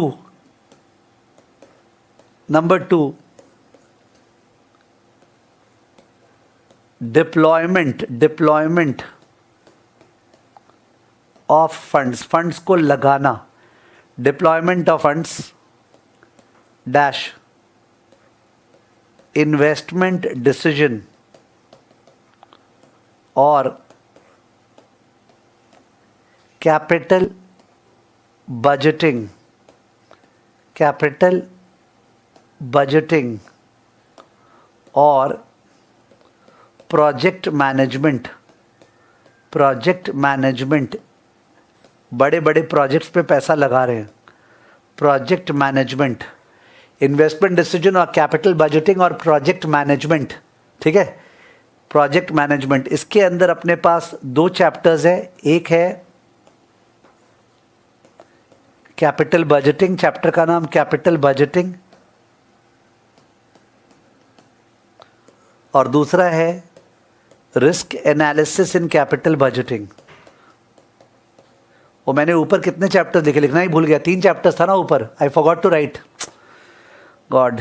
ठीक है, मैं लिख दूंगा अभी ऊपर जाके, capital budgeting and risk analysis in capital budgeting, risk analysis in capital budgeting, कि प्रोजेक्ट्स पे बहुत ज़्यादा रिस्क होता है तो उसका risk analysis in capital budgeting. ऊपर में लिखना भूल गया था, एक तो कॉस्ट ऑफ कैपिटल चैप्टर है, दूसरा कौन सा चैप्टर है, कैपिटल स्ट्रक्चर, कैपिटल स्ट्रक्चर यानी कि डेट और इक्विटी कितना यूज़ करें, अपने डेट ज़्यादा यूज़ करें या इक्विटी ज़्यादा यूज़ करें, किससे पैसा ज़्यादा उठाए, डेट या इक्विटी।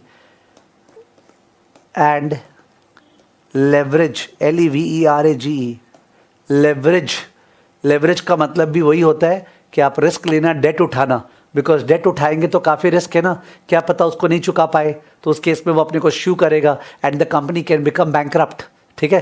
पर अगर डेट नहीं उठाए तो बैंकरप्सी बहुत डिफिकल्ट है, क्योंकि हम लोग तो कोई से उधार ले ही नहीं पाए ना, लोन लिए नहीं है। खैर एनीवेज, मैं तो अभी चैप्टर केवल इंट्रोड्यूस कर रहा हूँ, मैं कुछ समझा रहा नहीं हूँ। Cost of capital, capital structure और लेवरेज, 3 चैप्टर्स है।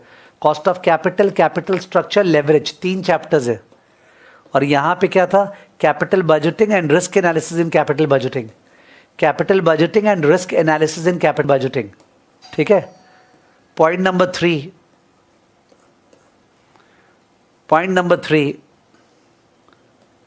Working capital management, working capital management यानी कि जो करंट एसेट और करंट लायबिलिटीज़ है उसको कैसे मैनेज करें जिससे कि कंपनी में हमेशा लिक्विडिटी हो, एडिक्वेट पैसा हो, पर at the same time idle fund नहीं हो, लिक्विडिटी हो, मेरे को हमेशा अपना पैसा रखना है जिससे मैं यूज़ कर पाऊँ, पर बहुत उल्टा पुल्टा पैसा आइडल नहीं रखना है, बिकॉज उससे अपने ब्याज खो रहे हैं ना जो ब्याज कमा सकते थे। तो वर्किंग कैपिटल मैनेजमेंट, ठीक है। तो ये वर्किंग कैपिटल मैनेजमेंट जो है, वर्किंग कैपिटल मैनेजमेंट, उसके अंदर चैप्टर्स जो है वो है overall WCM, working capital management, फिर है कैश मैनेजमेंट, फिर है रिसीवेबल्स मैनेजमेंट, रिसीवेबल्स मैनेजमेंट, फिर है इन्वेंट्री मैनेजमेंट, फिर है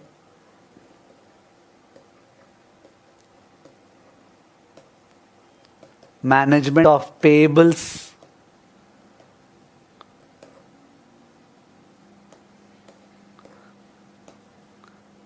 ठीक है, मैनेजमेंट ऑफ पेएबल्स। तो ये चैप्टर्स है इसके अंदर, overall working capital management, cash management, receivables management, inventory management, management of payables. उस पे से ये वाला जो चैप्टर है,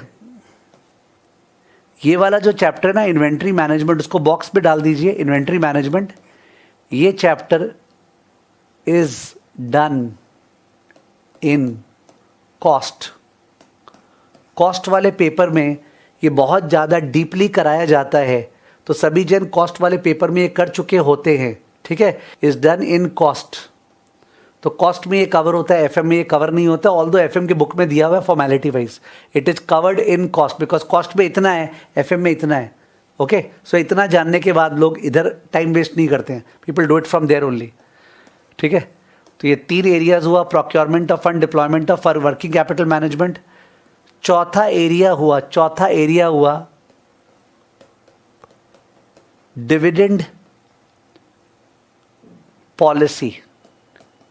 डिविडेंड पॉलिसी का मतलब हुआ एक कंपनी को कितना डिविडेंड देना चाहिए, ज़्यादा या कम?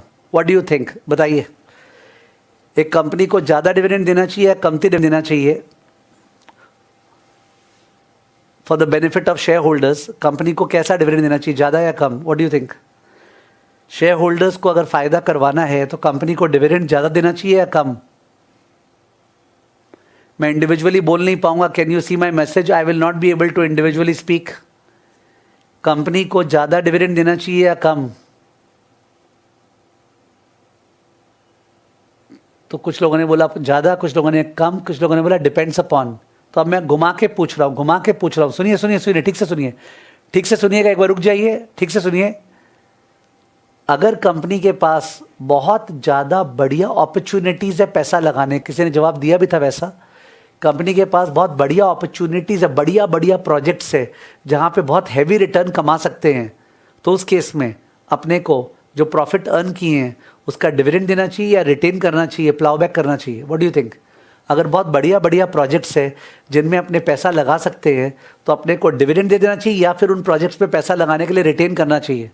What should we do? Plough back obviously. तो उस केस में अपने को पैसा रिटेन करके प्लाउ बैक करना चाहिए, री इन्वेस्ट करना चाहिए। बिकॉज शेयर होल्डर को पैसा दे भी देंगे तो क्या करेगा वो कहीं और लगाएगा। उससे बढ़िया तो हम उसके लिए कमा देंगे ना, हम ही तो उसके फिड्यूशरी हैं। वो तो ओन करता है कंपनी को, हम तो नौकर है जो कंपनी को चला रहे हैं, ठीक है। तो हम उसके बदले पैसे को ज़्यादा रिटर्न पे लगा देंगे। तो डिविडेंड पॉलिसी चैप्टर ये सब डिस्कस करता है। पर देन शेयर होल्डर को डर लगता है, यार ये पैसा मेरे को दे रहा नहीं, कमाया हुआ, बाई चांस पैसा डूब गया तो ठीक है, मेरा डिविडेंड दे तो बढ़िया। तो बहुत पेचीदगी है, इसको बोलते हैं dividend policy, we call it dividend policy. तो ऐसा नहीं कि ज़्यादा या कम कौन सा आंसर है, it depends on many many factors, we will discuss over there. Dividend policy. पांचवा जो एरिया है वो है financial analysis and planning. Financial analysis and planning, FAP, financial analysis and planning. ये बेसिकली हो गया रेशियो एनालिसिस, ये बेसिकली हो गया ratio analysis. Financial analysis and planning, this is ratio analysis. Okay, ratio analysis. तो रेशियोज बहुत जिनका किया हुआ है क्लास 11-12 में, CA फाउंडेशन में। ये रेशियो एनालिसिस जो है CA इंटर में भी है, इनफैक्ट फाइनल में भी। चैप्टर तो नहीं है बट इसका सम्स आ जाता है। तो ratios are considered to be universal, ठीक है। अगर ऐसा कभी भी था कि आपका रेशियो स्ट्रांग नहीं था, ये फाइनल मौका है, आपको इस बार स्ट्रांग जरूर करना है, ठीक है। नीचे नोट, बैकग्राउंड नॉलेज रिक्वायर्ड।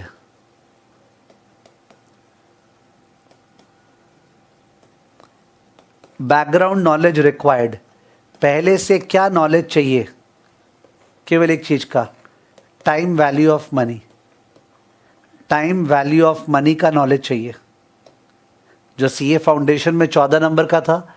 और कोई अगर बोलता है मैं सर डायरेक्ट स्कीम से आया हूँ, तो भी कोई फ़र्क नहीं पड़ता है। उसने आज तक कंपाउंडिंग डिस्काउंटिंग सभी ने किया है। जब वरुण धवन ने किया है हम्टी शर्मा की दुल्हनिया में, वही वाला मूवी था ना, कौन सा था, जिसमें वरुण बोला था P/T/R/100, ठीक है।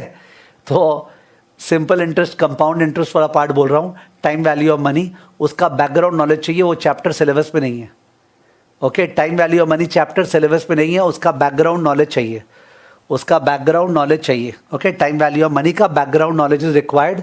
CA फाउंडेशन में तो 14 नंबर का था टाइम वैल्यू ऑफ मनी, और कोई डायरेक्ट स्कीम से आया है तो भी there is no reason of complain. वैसे मेरा एक क्लास का YouTube लिंक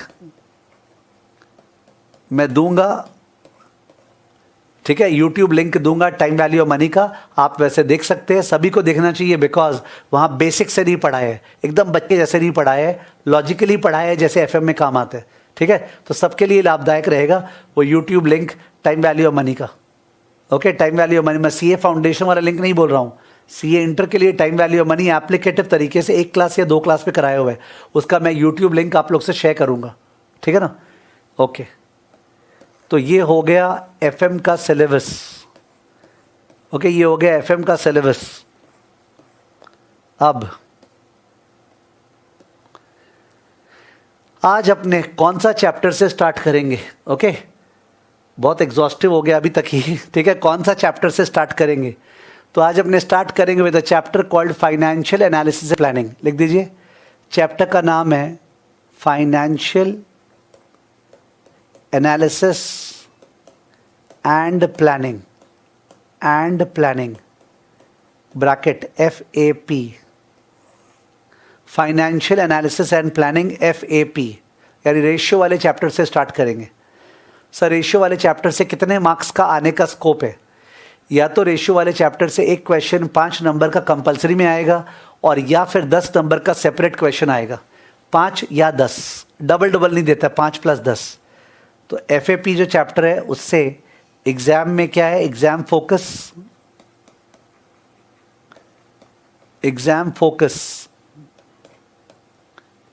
5 मार्क्स कंपल्सरी, और एंड नहीं लिखा है, और का मतलब समझते होंगे, और 10 मार्क्स ऑप्शनल। आई होप ये क्लियर है। या तो 5 नंबर का क्वेश्चन नंबर 1 आएगा, या क्वेश्चन नंबर 2, 3, 4, 5 में से एक क्वेश्चन रेशियो एनालिसिस का हो सकता है, कोई गारंटी नहीं है, ठीक है। बट कम से कम 5 नंबर का तो आता ही है रेशियो एनालिसिस। और तो और रेशियो एनालिसिस के बिना लेवरेज चैप्टर नहीं हो सकता, और बहुत सारे चैप्टर्स नहीं हो सकते। रेशियो एनालिसिस आपका फंडामेंटल्स होता है ना, कि आप ABCD जानते हो क्या? तो रेशियो एनालिसिस वो ABCD है फाइनेंस का, ओके, वो आना जरूरी है। Exam focus, okay. अब मैं हर चैप्टर को स्टार्ट करता हूं with something called warm up.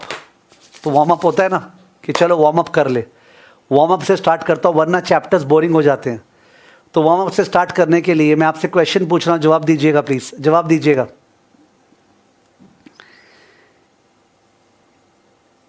एक कंपनी का प्रॉफिट, लिखना नहीं है अभी, लिखना नहीं है, डोंट राइट। एक कंपनी का जो प्रॉफिट है वो इस साल का 30 करोड़ है। दूसरे कंपनी का जो प्रॉफिट है वो 300 करोड़ है। ये कंपनी ए और ये कंपनी बी। तो कंपनी ए, कंपनी ए का प्रॉफिट 30 करोड़ है, कंपनी बी का प्रॉफिट 300 करोड़ है। दोनों कंपनी स्टील बिजनेस में है, स्टील बिजनेस में है, यानी दोनों का बिजनेस धंधा सेम है, बिजनेस रिस्क सेम है, बिजनेस में जो रिस्क होता है ना वो सेम है, दोनों स्टील बिजनेस में है। क्या आप इसको देख के कंपनी बी का शेयर बाई करना चाहोगे कंपनी ए के मुकाबले? कंपनी ए का प्रॉफिट 30 करोड़ है, कंपनी बी का प्रॉफिट 300 करोड़ है। क्या इसको देखते हुए आप ये बोलोगे कंपनी बी ज़्यादा प्रॉफिटेबल है और हम लोग कंपनी बी का शेयर बाई करना चाहें कंपनी ए का शेयर के बजाय? कंपनी ए का जो प्रॉफिट है वो 30 करोड़ है, कंपनी बी का प्रॉफिट 300 करोड़ है। क्या इससे हम लोग कंक्लूड कर सकते हैं कि कंपनी बी ज़्यादा प्रॉफिटेबल है, अकॉर्डिंगली हम लोग को बी को प्रेफर करना चाहिए? ओके, बहुत सारे करेक्ट आंसर्स आए हैं, which is very good. Okay, बहुत सारे correct answer. The answer is no, we cannot say that company be ज़्यादा प्रॉफिटेबल है। ओके ओके, किसी बोला सर अर्निंग पर शेयर देखेंगे, नहीं वो भी रॉन्ग है। अर्निंग पर शेयर क्या होता है, आ जाते एक बार सुनो। नंबर ऑफ शेयर्स, एक मिनट ध्यान दीजिएगा। नंबर ऑफ शेयर्स, कंपनी ए का 10 करोड़ है और कंपनी बी का नंबर ऑफ शेयर्स जो है वो भी सपोज 10 करोड़ है। नंबर ऑफ शेयर्स कंपनी ए का 10 करोड़ है, कंपनी बी का भी 10 करोड़ है। तो उस केस में तो जो अर्निंग पर शेयर है, अर्निंग पर शेयर, वो कंपनी ए का अर्निंग पर शेयर, तो वर्ड ओके होगा आपके लिए, अर्निंग्स पर शेयर। अर्निंग्स पर शेयर माने earnings by number of shares, वो 3 आया और इसका कितना आया 30। 3 आया और 30 आया, तो क्या बोलें कंपनी बी ज़्यादा प्रॉफिटेबल है कंपनी ए से? तो क्या बोलें कंपनी बी ज़्यादा प्रॉफिटेबल है कंपनी ए से?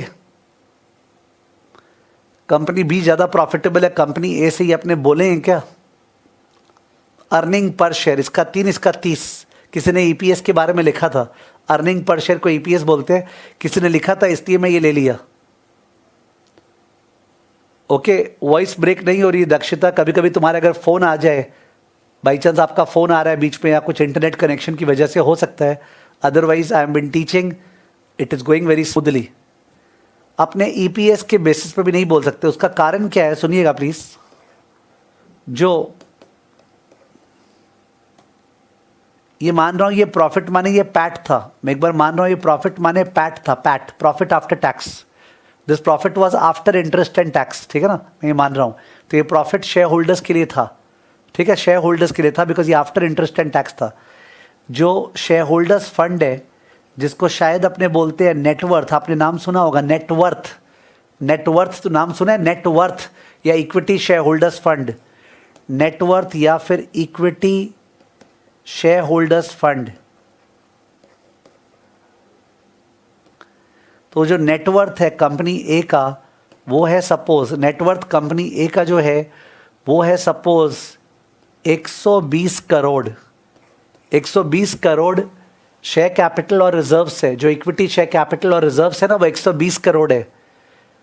कोई कोई बोला कि नहीं सुना नाम, तो नाम ध्यान रख लीजिए। बैलेंस शीट में जो इक्विटी शेयर कैपिटल है और जो रिजर्व्स है उसको अपने नेटवर्थ बोलते हैं। That shows equity share holders का funds as per book value. Balance sheet के अनुसार इक्विटी शेयर होल्डर्स का वर्थ क्या है, आपने बैलेंस शीट क्या बोलते हैं, balance sheet shows what, the financial performance of the company और the financial position of the company. Balance sheet shows what, the financial performance of the company या financial position of the company. Let me see, balance sheet shows what, the financial performance of the company या financial position of the company. Balance sheet shows what, the financial performance of the company या financial position of the company. Position of the company आप लोग को पता है।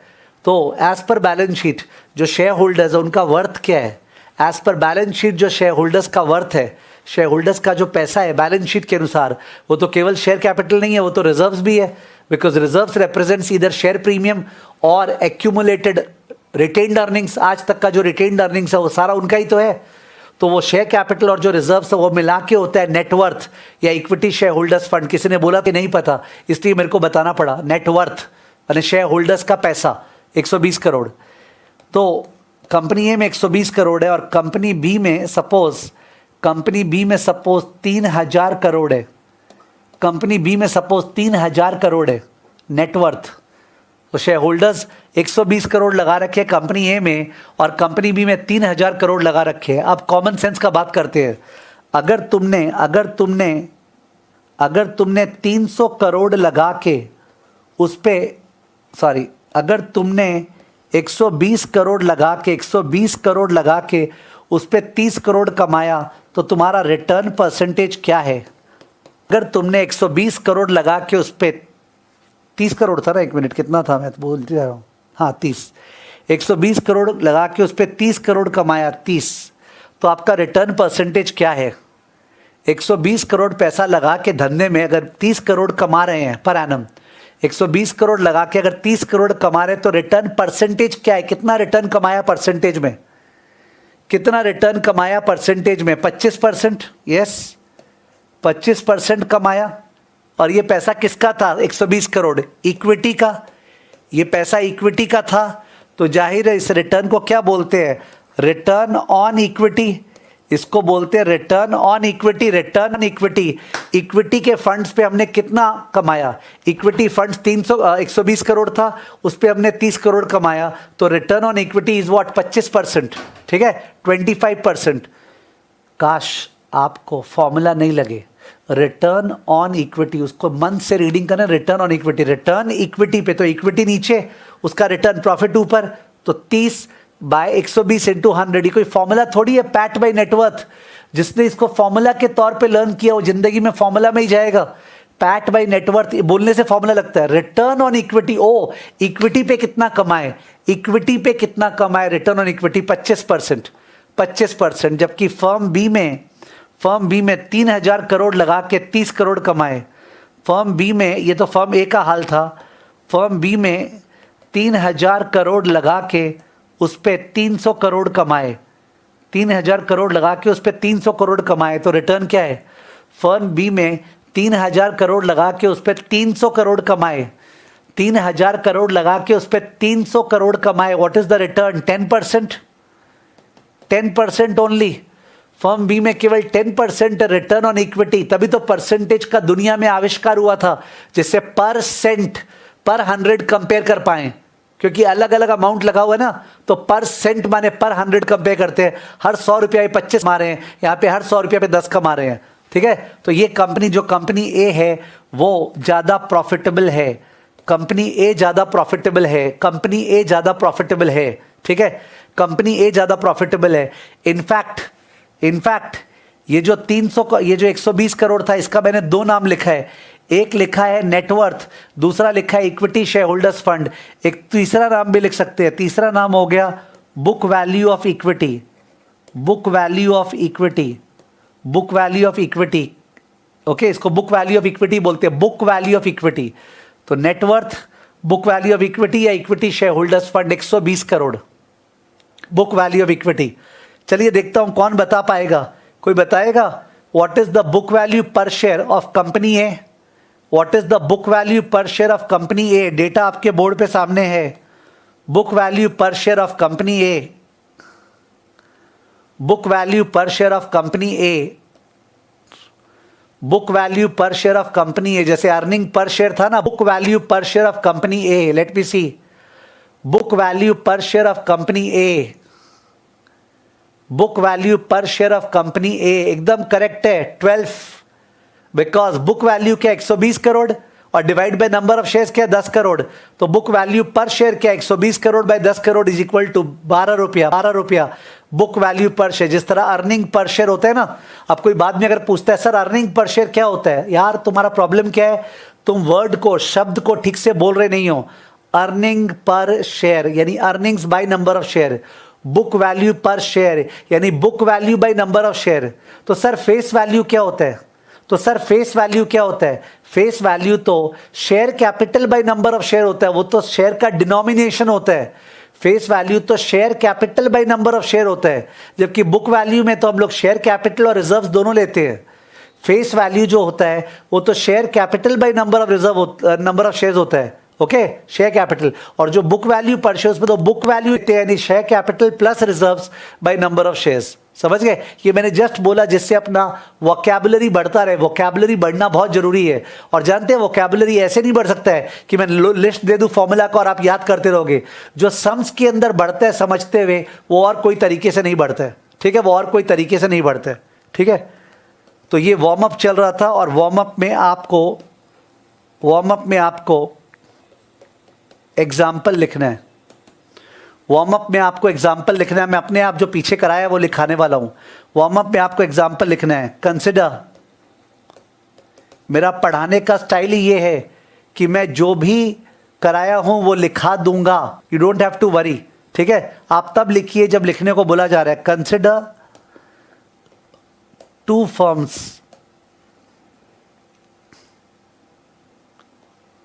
which are pretty similar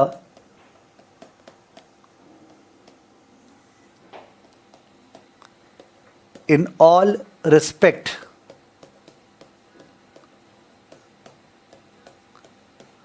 other than size.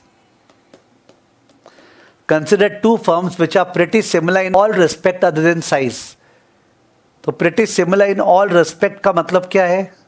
Just बता दूं। Similar in all respect का मतलब है दोनों फर्म्स का इंडस्ट्री सेम है,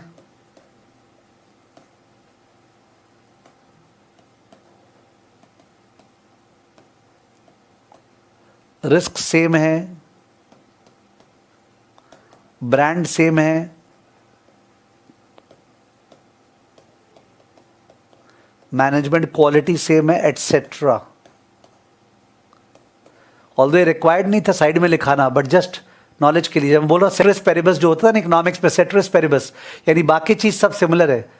ओके, केवल साइज अलग है। एक छोटा सा फर्म है, एक बड़ा फर्म है। ओके, जो सेट्रिस पेरिबस वाला पार्ट है।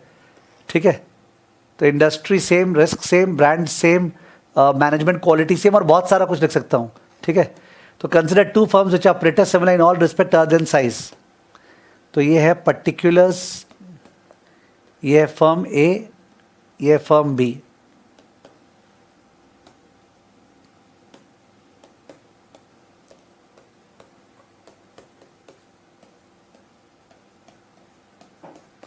तो फर्म एक स्मॉल फर्म है, फर्म बी लार्ज फर्म है।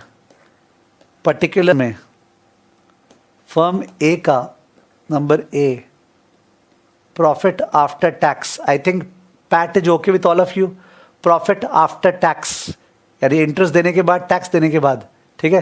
Profit after tax 30 crore, 300 crore. Point number B,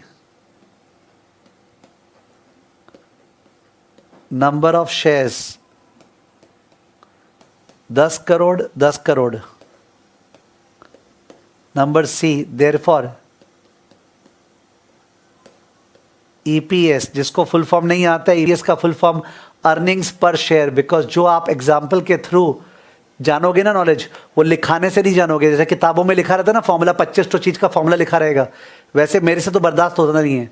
मैं तो चीज़ों को एप्लीकेबिलिटी से समझना चाहता हूँ, और काश वही हैबिट आपका हो। अर्निंग्स पर शेयर, तो earning per share A by B कितना आया 3, इसका अर्निंग पर शेयर क्या है 30, 3 और 30, 3 और 30। Number D,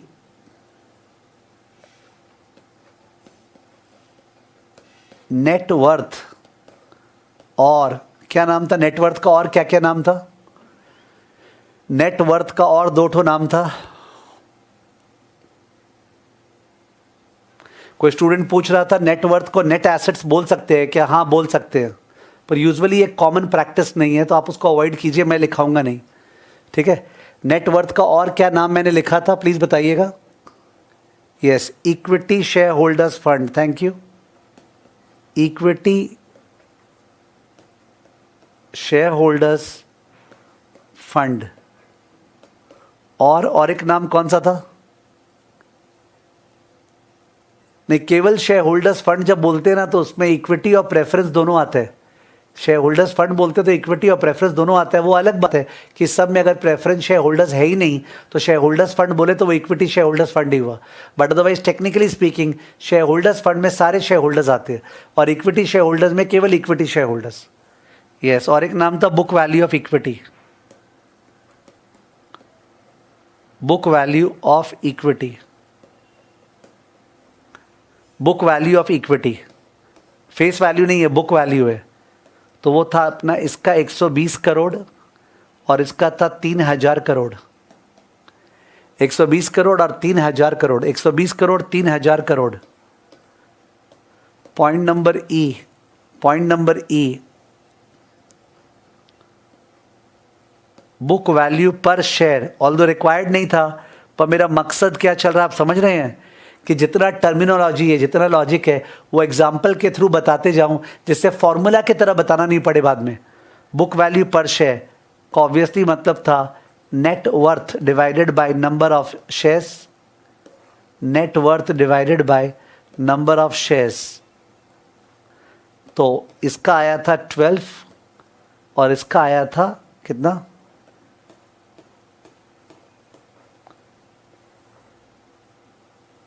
3000 divided by 10, 300।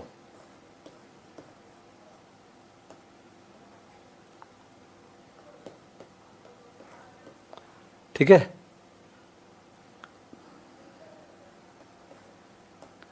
Question है, क्वेश्चन है calculate return on equity, calculate return on equity bracket ROE for each firm and comment।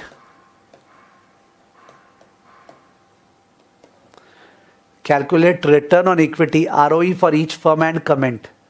ठीक है, अगर कोई इससे ROE को याद रखेगा तो जिंदगी में नहीं बोलेगा कि साहब तो भूल गए क्या पढ़ाए थे आप, रिटर्न ऑन इक्विटी यानी इक्विटी नीचे, उसके ऊपर रिटर्न माने PAT, and comment answer. Answer so ROE का फॉर्मूला पैट एक्चुअली होता है पैट माइनस प्रेफरेंस डिविडेंड। मैं पूरा फॉर्मूला लिख रहा हूं, PAT minus preference dividend the whole divided by net worth the whole into 100। PAT minus preference dividend the whole divided by net worth into 100। ये जो PAT minus preference dividend है ना, ये जो पैट माइनस प्रेफरेंस डिविडेंड है, this is called profit available for equity share holders. Profit available for equity share holders. Shareholders, profit available for equity share holders bracket पाफिश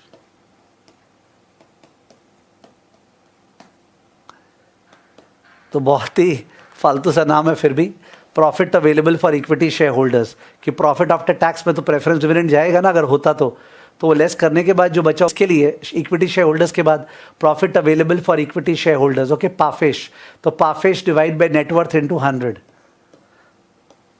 firm A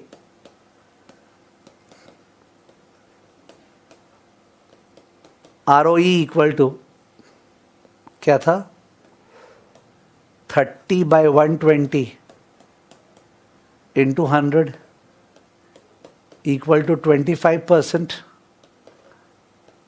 firm B ROE equal to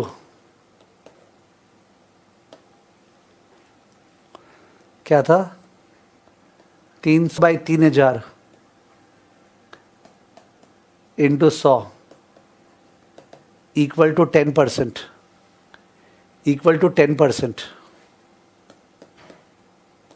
question क्या था, calculate and comment. And comment था, तो exam में अगर question आएगा तो exam में वो चाह रहा है कि आप कुछ बोलो भी उसके बारे में, तो कमेंट में लिख दो। कमेंट है firm B is more profitable than firm A. Firm B is more profitable than firm A. तो जब अपने स्टॉक मार्केट में स्टॉक्स का एनालिसिस करते हैं ना लॉन्ग टर्म इन्वेस्टमेंट के लिए, ठीक है, तो उस केस में हम लोग ROE देखते हैं कि ROE क्या है। ओके, जिस फर्म का ज़्यादा ROE है उसको प्रेफर करते हैं, but that does not mean that उसको बाई कर लेते हैं।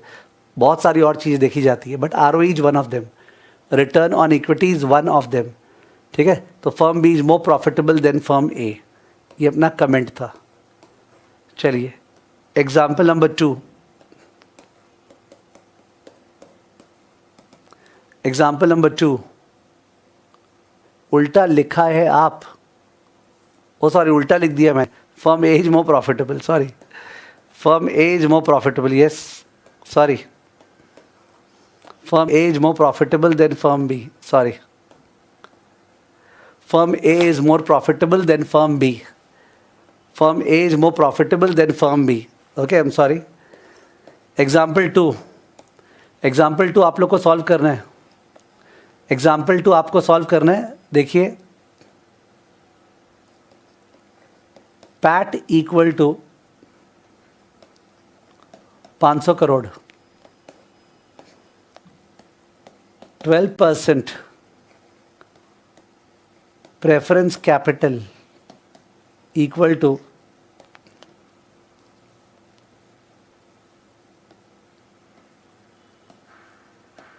400 करोड़।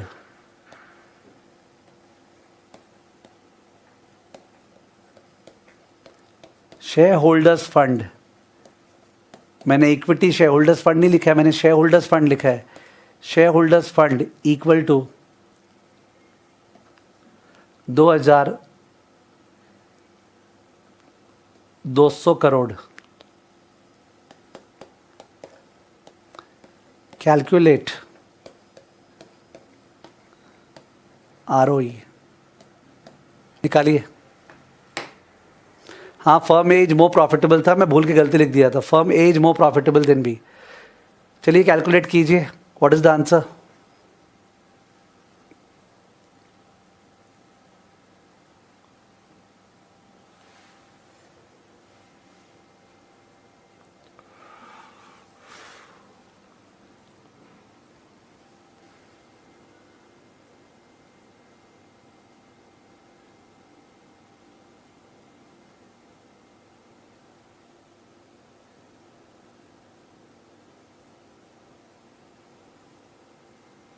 हाँ, मैंने पिछले सब में गलती लिख दिया था, फर्म ए इज प्रॉफिटेबल होगा देन फर्म बी।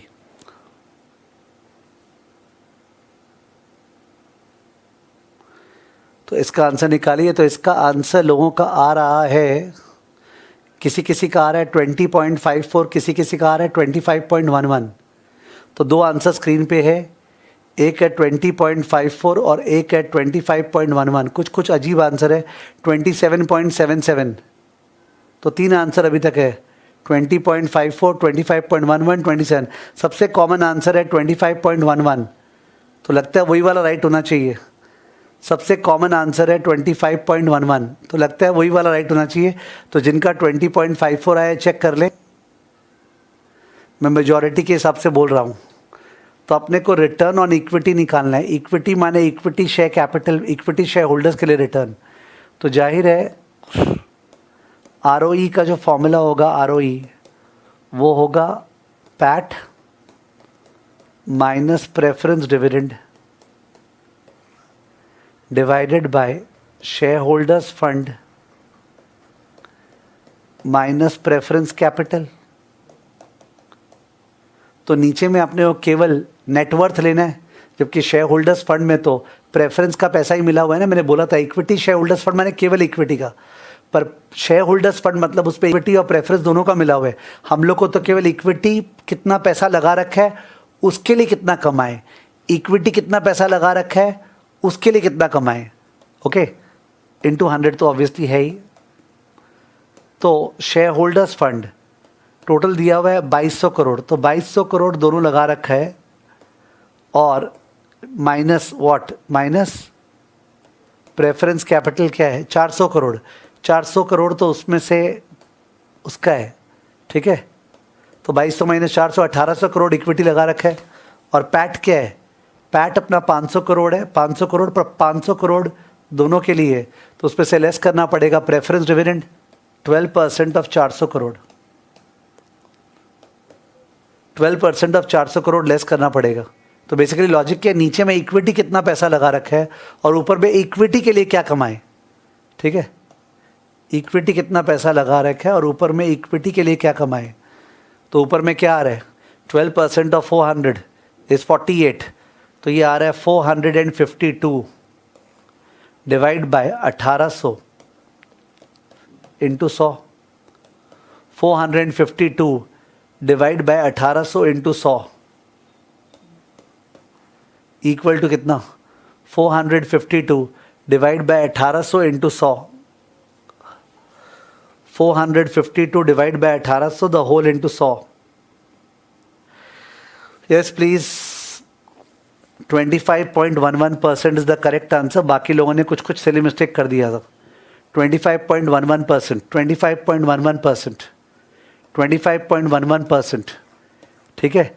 नीचे लिख रहा हूं नोट, सोचने का तरीका, सोचने का तरीका, return on equity dash equity funds पे कितना कमाए, इक्विटी फंड्स पे कितना कमाए इक्वल टू नीचे में इक्विटी फंड्स ओनली, ऊपर में इक्विटी अर्निंग्स ओनली। ठीक है, इक्विटी फंड्स ओनली, प्रेफरेंस नहीं, और ऊपर में इक्विटी अर्निंग्स ओनली, तो that is return on equity. Hope आपने कॉपी कर लिया। Okay, return on equity, return on equity, ठीक है।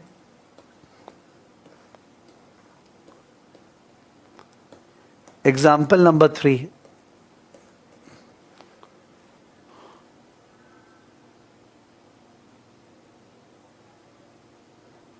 पैट 800 करोड़, ROE 20%,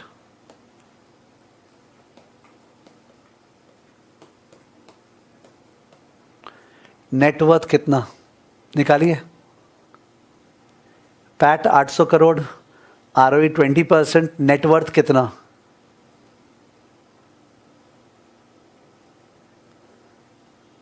ओके, एक स्टूडेंट पूछ रहा है एग्जाम में फॉर्मूला लिखना है क्या? हाँ, एग्जाम में फॉर्मूला लिखना जरूरी है। It is not multiple choice, तो एग्जाम में फॉर्मूला लिखना पड़ेगा।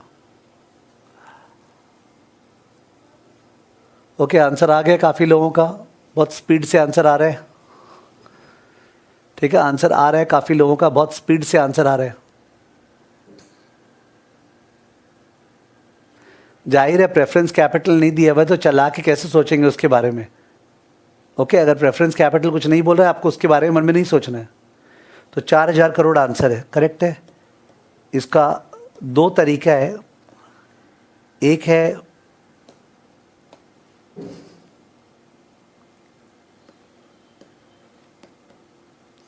सजा सजा के,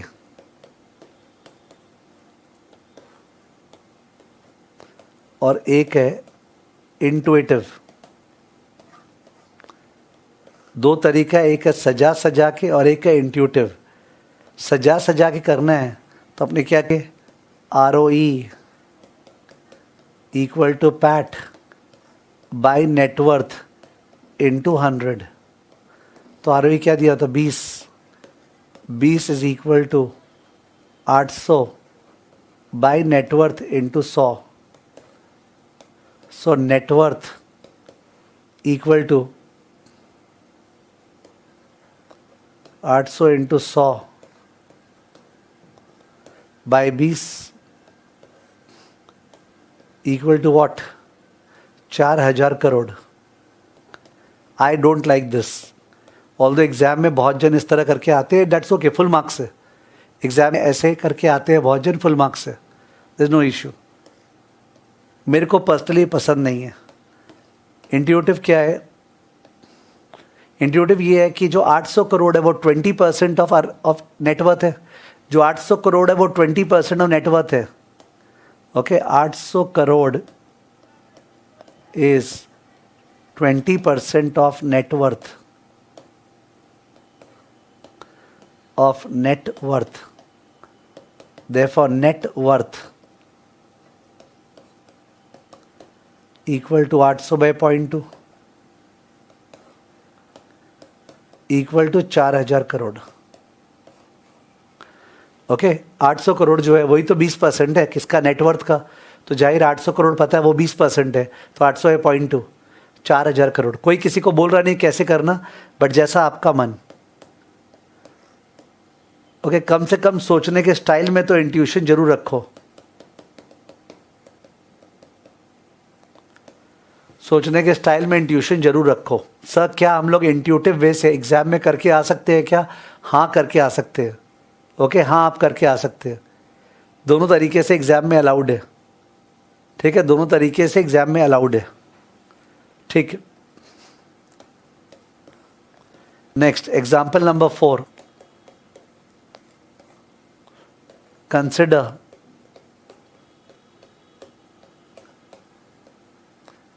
the capital structure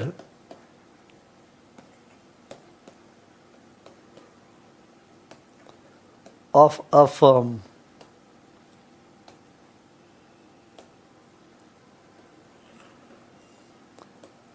जो कैपिटल स्ट्रक्चर, उसका मतलब क्या होता है?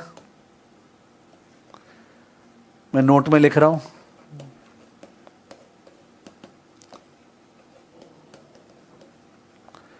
कैपिटल स्ट्रक्चर वर्ड काफी बार काम आएगा. Refers to the composition of long term funds. The composition of long term funds. The composition of long term funds. तो एक जन पूछ रहा है क्या एक्रोनिम्स अलाउड है? यस, आरओई अलाउड है, रिटर्न ऑन इक्विटी लिखने का दरकार नहीं है. ठीक है, of course Y O U को यू लिख रहे हैं अपने, वो सब मैसेज का लैंग्वेज वो अलाउड नहीं है, पर जो एस्टैब्लिश टर्म्स है वो अलाउड है. सब पता क्या चलेगा? एस्टैब्लिश टर्म्स है, करते करते पता चल जाएगा हाँ ये पॉपुलर टर्म्स है. तो कैपिटल स्ट्रक्चर मतलब the composition of long term fund. जो लॉन्ग टर्म फंड्स है उसका ब्रेकअप क्या है? कंपोजिशन माने ब्रेकअप क्या है? ब्रेकअप. ठीक है, खैर क्वेश्चन क्या था? Consider the capital structure of firm. तो कैपिटल स्ट्रक्चर दिखा रहे हैं. Equity share capital,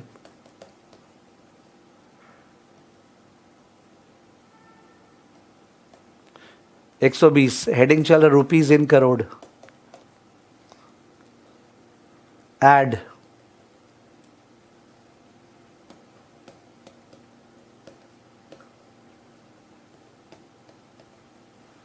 reserves and surplus 380 crore.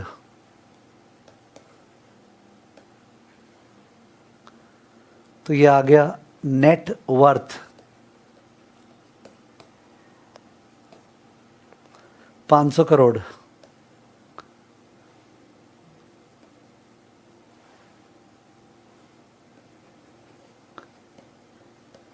Long term debt 1500 crore. तो ये आ गया कैपिटल एम्प्लॉयड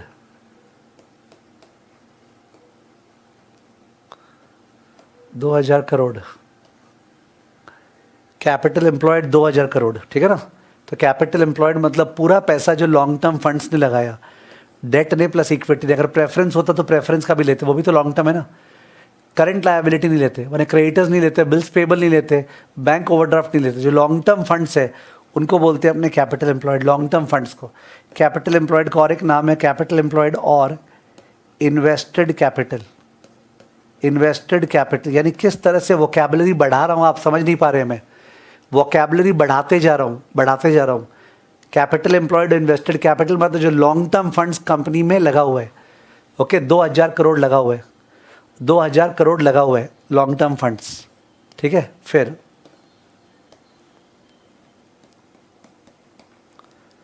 टेबल के बाद फर्म रिपोर्टेड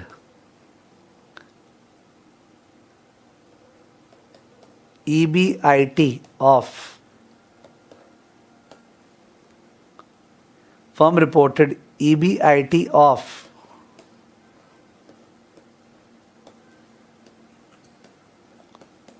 $300 करोड़. EBIT का फुल फॉर्म क्या है? What is the full form of EBIT? What is the full form of EBIT? एकदम बच्चा वाला चीज पूछ रहा हूं. EBIT पैट का फुल फॉर्म था प्रॉफिट आफ्टर टैक्स. तो प्रॉफिट को प्रॉफिट या अर्निंग्स बोलते हैं, समझ में आ रहा होगा. तो EBIT का फुल फॉर्म क्या है? EBIT का फुल फॉर्म क्या है? Earning before interest and tax. Correct. EBIT का फुल फॉर्म है earning before interest and tax. Okay, earning before interest and tax. वो 300 करोड़ है. और ये 300 करोड़ केवल इक्विटी के लिए या इक्विटी डेट दोनों के लिए? ये 300 करोड़ केवल इक्विटी के लिए या इक्विटी और डेट दोनों के लिए? ये 300 करोड़ केवल इक्विटी के लिए या इक्विटी और डेट दोनों के लिए? ये 300 करोड़ किसको बिलोंग करता है? इक्विटी को या इक्विटी और डेट दोनों को? ये 300 करोड़ किसको मिलेगा? केवल इक्विटी को या इक्विटी और डेट दोनों को? ध्यान रहे अभी ब्याज देना बाकी है. EBIT earning before interest and tax है. तो गलत लिख रहे हो. जिन्होंने बोला दोनों को मिलेगा, बहुत गलत लिखा. हाँ मैंने सही लिखा उन्होंने, सॉरी. EBIT जो है दोनों के लिए है, बिकॉज ये तो बिफोर इंटरेस्ट है, इसी में से इंटरेस्ट होगा और यही वाला मिलेगा शेयर होल्डर्स को. ऑफकोर्स टैक्सेशन का लोचा है, मान रहा हूँ, बट टैक्सेशन को इग्नोर करें तो बेसिकली इसी अमाउंट से इंटरेस्ट जाएगा और इसी अमाउंट से जो बचेगा वो प्रॉफिट होगा शेयर होल्डर्स के लिए। तो ये दोनों के लिए है। ये क्या है? दोनों के लिए। Firm reported EBIT of 300 crore, जिसको फुल फॉर्म लिखना है फुल फॉर्म लिख ले। EBIT is earning before interest and tax, full stop. Calculate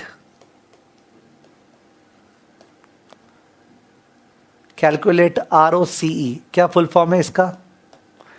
calculate ROCE, calculate ROCE, what is the full form?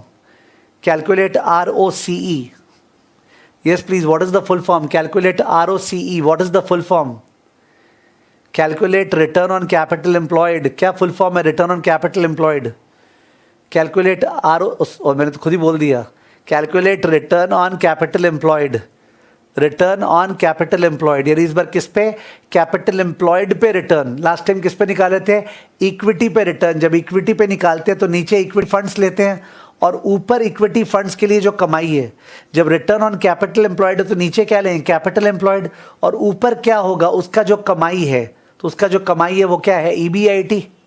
Capital employed तो डेट और इक्विटी दोनों का है ना, तो ऊपर में जो अर्निंग्स है वो तो डेट और इक्विटी दोनों का आएगा। ठीक है, तो अकॉर्डिंगली सॉल्यूशन आप लोग का तो आ भी गया होगा आंसर। ROCE एकदम वही तरह सोचना, रिटर्न ऑन कैपिटल एम्प्लॉयड। तो नीचे में कैपिटल एम्प्लॉयड आएगा, देखो कैपिटल एम्प्लॉयड ही नीचे में आ गया, और ऊपर में आएगा इनके लिए रिटर्न। इनके लिए रिटर्न क्या है? EBIT। ओके, इंटरेस्ट देने के पहले। EBIT by capital employed into 100, EBIT by capital employed into 100। तो EBIT क्या था? 300 करोड़, और कैपिटल एम्प्लॉयड क्या था? 2000 करोड़। तो 2000 करोड़ पूरा लगा के उस पर 300 करोड़ कमाए। 2000 करोड़ पे 300 करोड़ कमाए। कितना कमाए? 15%। 15% अर्न किए। ठीक है, 15% अर्न किए। 15%। ये बिफोर टैक्स है कि आफ्टर टैक्स है? ये 15% जो है, ये आप लोग लिखिएगा मत, ये बिफोर टैक्स है या ये आफ्टर टैक्स है? ये बिफोर टैक्स है या आफ्टर टैक्स है? What is it? 15% is before tax और after tax? Obviously before tax, earning before interest and tax लिए हैं। तो बिफोर इंटरेस्ट क्यों लिए? समझ में आता है, क्योंकि सर अपने को डेट होल्डर्स को भी तो इस पे से पैसा देना है, बिकॉज कैपिटल एम्प्लॉयड 2000 करोड़ तो दोनों का है, तो दोनों का मिला के अर्निंग्स 300। ठीक है, इसमें से अब डेट को इंटरेस्ट मिल जाएगा। ठीक है, पर टैक्सेशन भी तो जाएगा, वो हम लोग लेस नहीं किए, तो ये 15% बिफोर टैक्स है। 15% जो है बिफोर टैक्स है। अब क्या बोल रहे? रीवा गुप्ता बोल रही है, how to decide whether it's a percentage or a simple number? Common sense, there is something called common sense, और वो कॉमन सेंस से डिसाइड होता है। ठीक है, और वो कॉमन सेंस धीरे धीरे आपको भी आने लग जाएगा। कोई भी रिटर्न निकाल रहा है, रिटर्न हमेशा परसेंटेज में होगा, तो आपको लर्न करना है। तो आप लिख लीजिए हिंदी में, रिटर्न हमेशा परसेंटेज में होता है। रिटर्न हमेशा परसेंटेज में होता है, ये आप हिंदी में लिख लीजिए। जिनको ऐसा लगा कि पता कैसे चलेगा कि ये इंटू 100 है कि नहीं है, रिटर्न हमेशा परसेंटेज में होता है। ठीक है ना? सही, आफ्टर टैक्स भी निकलता है क्या? हाँ, ये निकलता है, अभी उस झमेले में नहीं जाएंगे। तो ये 15% बिफोर टैक्स है। ये 15% क्या है? Before tax. 15% is before tax. Note, later we will discuss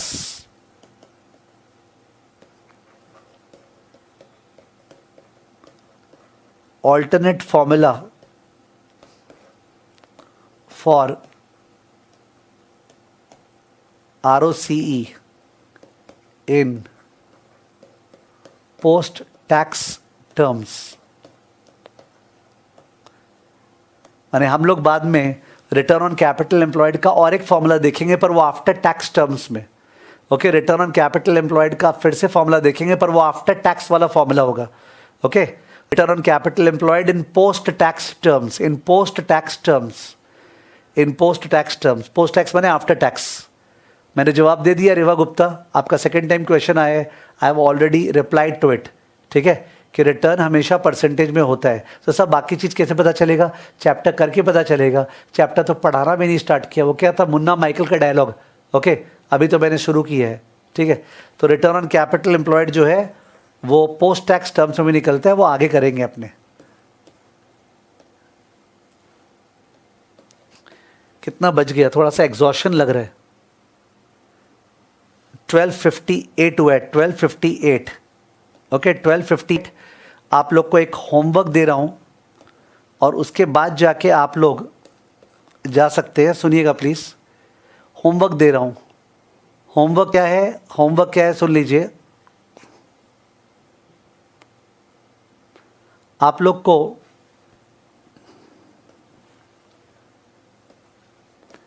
ZERODHA Zerodha screener में जाना है। Zerodha screener, okay, Zerodha screener एक मिल जाएगा अगर गूगल करेंगे तो।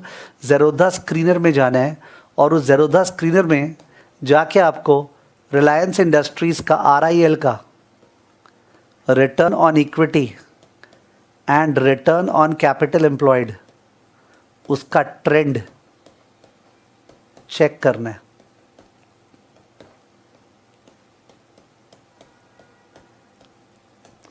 तो ज़ेरोधा एक ब्रोकरेज हाउस है, डिस्काउंट ब्रोकर है, उसका स्क्रीनर मुफ्त का ऐप है, मुफ्त का ऐप, ठीक है, उस पर जाना है। और Reliance industries, RIL is Reliance industries, India's company with the largest market cap.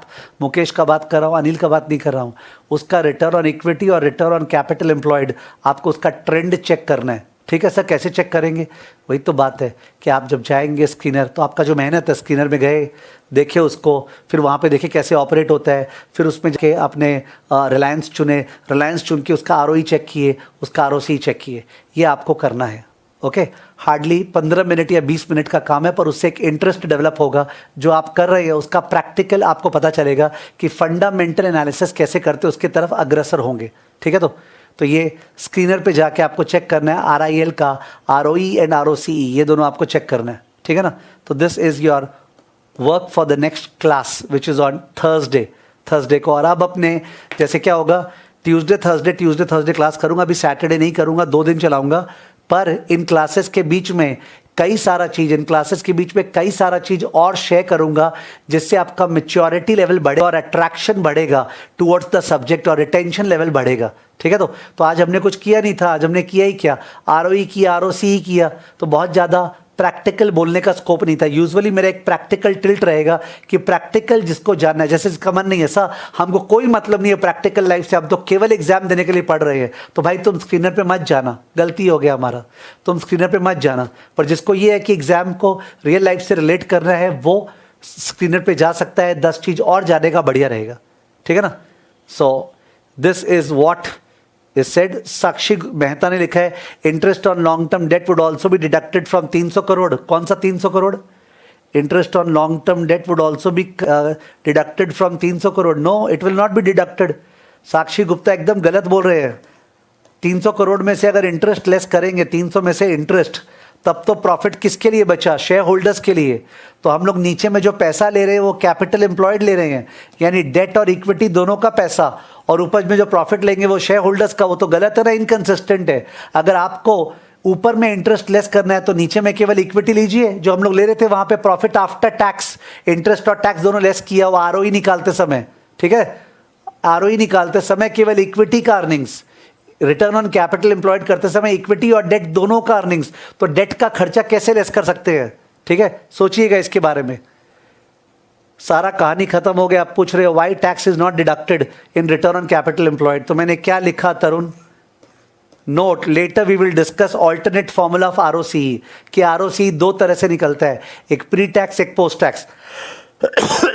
अभी हमने प्री टैक्स ही किया है, पोस्ट टैक्स नहीं किया है। आप अपने तरफ से चैप्टर पढ़ सकते हो, आगे पढ़ सकते हो, रीडिंग कर सकते हो। इट्स ऑलवेज गुड कि आप और आगे जाके पढ़ रहे हो, पर मैं अपने पेज से ही करा पाऊंगा, बिकॉज 1-to-1 जो ट्यूशन होता था ना, गद्दे बैठ के मास्टर जी वाला, जहाँ पे ऐसे सामने सामने बैठे हैं, वहाँ पे स्टूडेंट का कैलिबर देख के मुंह जवाने ही एक क्लास पे पूरा चैप्टर कराया जा सकता है, छुए बिना पेन पेंसिल, ऐसे ही वर्बली, ठीक है, 2 घंटे में। बट जहाँ पे सामूहिक फॉर्म से ट्यूशन चल रहा है, स्टैंडर्डाइज फॉर्मेट में, वहाँ पे उसी तरीके से चलना पड़ता है, ठीक है। हाँ, लोग अपना पर्सनल कैलिबर एक्सप्लॉइट कर सकते हैं प्रैक्टिकल चीज़ देखते हुए, रेशियो क्या होता है क्या नहीं होता है, यूट्यूब में क्या लिखा हुआ है।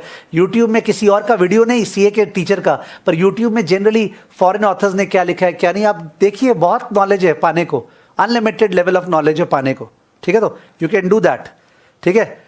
So you can do that. और एक एडवाइस है आप लोग से, जो सीए फाउंडेशन के स्टूडेंट्स हैं, अभी भी उनके पास टाइम है, वो चाहे तो सीएफए फाउंडेशन कंप्लीट कर सकते हैं 1.5 मंथ्स में। माने जब तक रिजल्ट निकलेगा आपका सीएफए फाउंडेशन जो है कंप्लीट हो जाएगा। मुफ्त का कोर्स है, कोई खर्चा नहीं है। सीएफए इंस्टीट्यूट की वेबसाइट पे जाके रजिस्टर करना है, सीएफए फाउंडेशन, ठीक है। कैसे रजिस्टर करते हैं वो भी वहाँ समझ में आ जाएगा, वरना एसएससीआई यूट्यूब चैनल पे इसका वीडियो मैंने 1 महीने पहले डाला था, CFA investment foundation program, okay. तो कोई पैसा नहीं है, मुफ्त का कोर्स है, वो आप कर सकते हैं, ठीक है। वो 1 महीना मिनिमम पीरियड होता है, 1.5 महीना 2 महीना प्रिपेयर कर सकते हैं, आपको मन करे तो। अगर आपका ऐसा है ना कि यार मेरे को एकदम माने I am buoyant with knowledge, मेरे को और नॉलेज चाहिए और मेरे को कुछ करना है, एकदम टाइम बीत रहा नहीं है वगैरह, मेरे को पढ़ाई से ही प्रेम है, तो उस केस पे आप कर सकते हैं। अदरवाइज आप चिल कर रहे हैं, मोटा मोटी कर रहे हैं, लाइफ को रिलैक्स कर रहे हैं, तो इन दैट केस जो आपने चालू किया एफएम का क्लासेस हो सकता है कॉस्ट किया हो या जो भी किया हो, तो वो सब भी सफिशिएंट है। पर ज़ेरोधा स्क्रीनर जरूर देखिएगा, मज़ा आएगा। ज़ेरोधा स्क्रीनर जरूर देखिएगा, आपको अच्छा लगेगा, यू लाइक इट, ठीक है ना। ओके, आज वन ही क्लास है ना, तो एक ही तो क्लास होती है। एफएम ईएफएफ की तो एक ही क्लास होगी, 2 क्लास तो होगी नहीं, 11 से 1,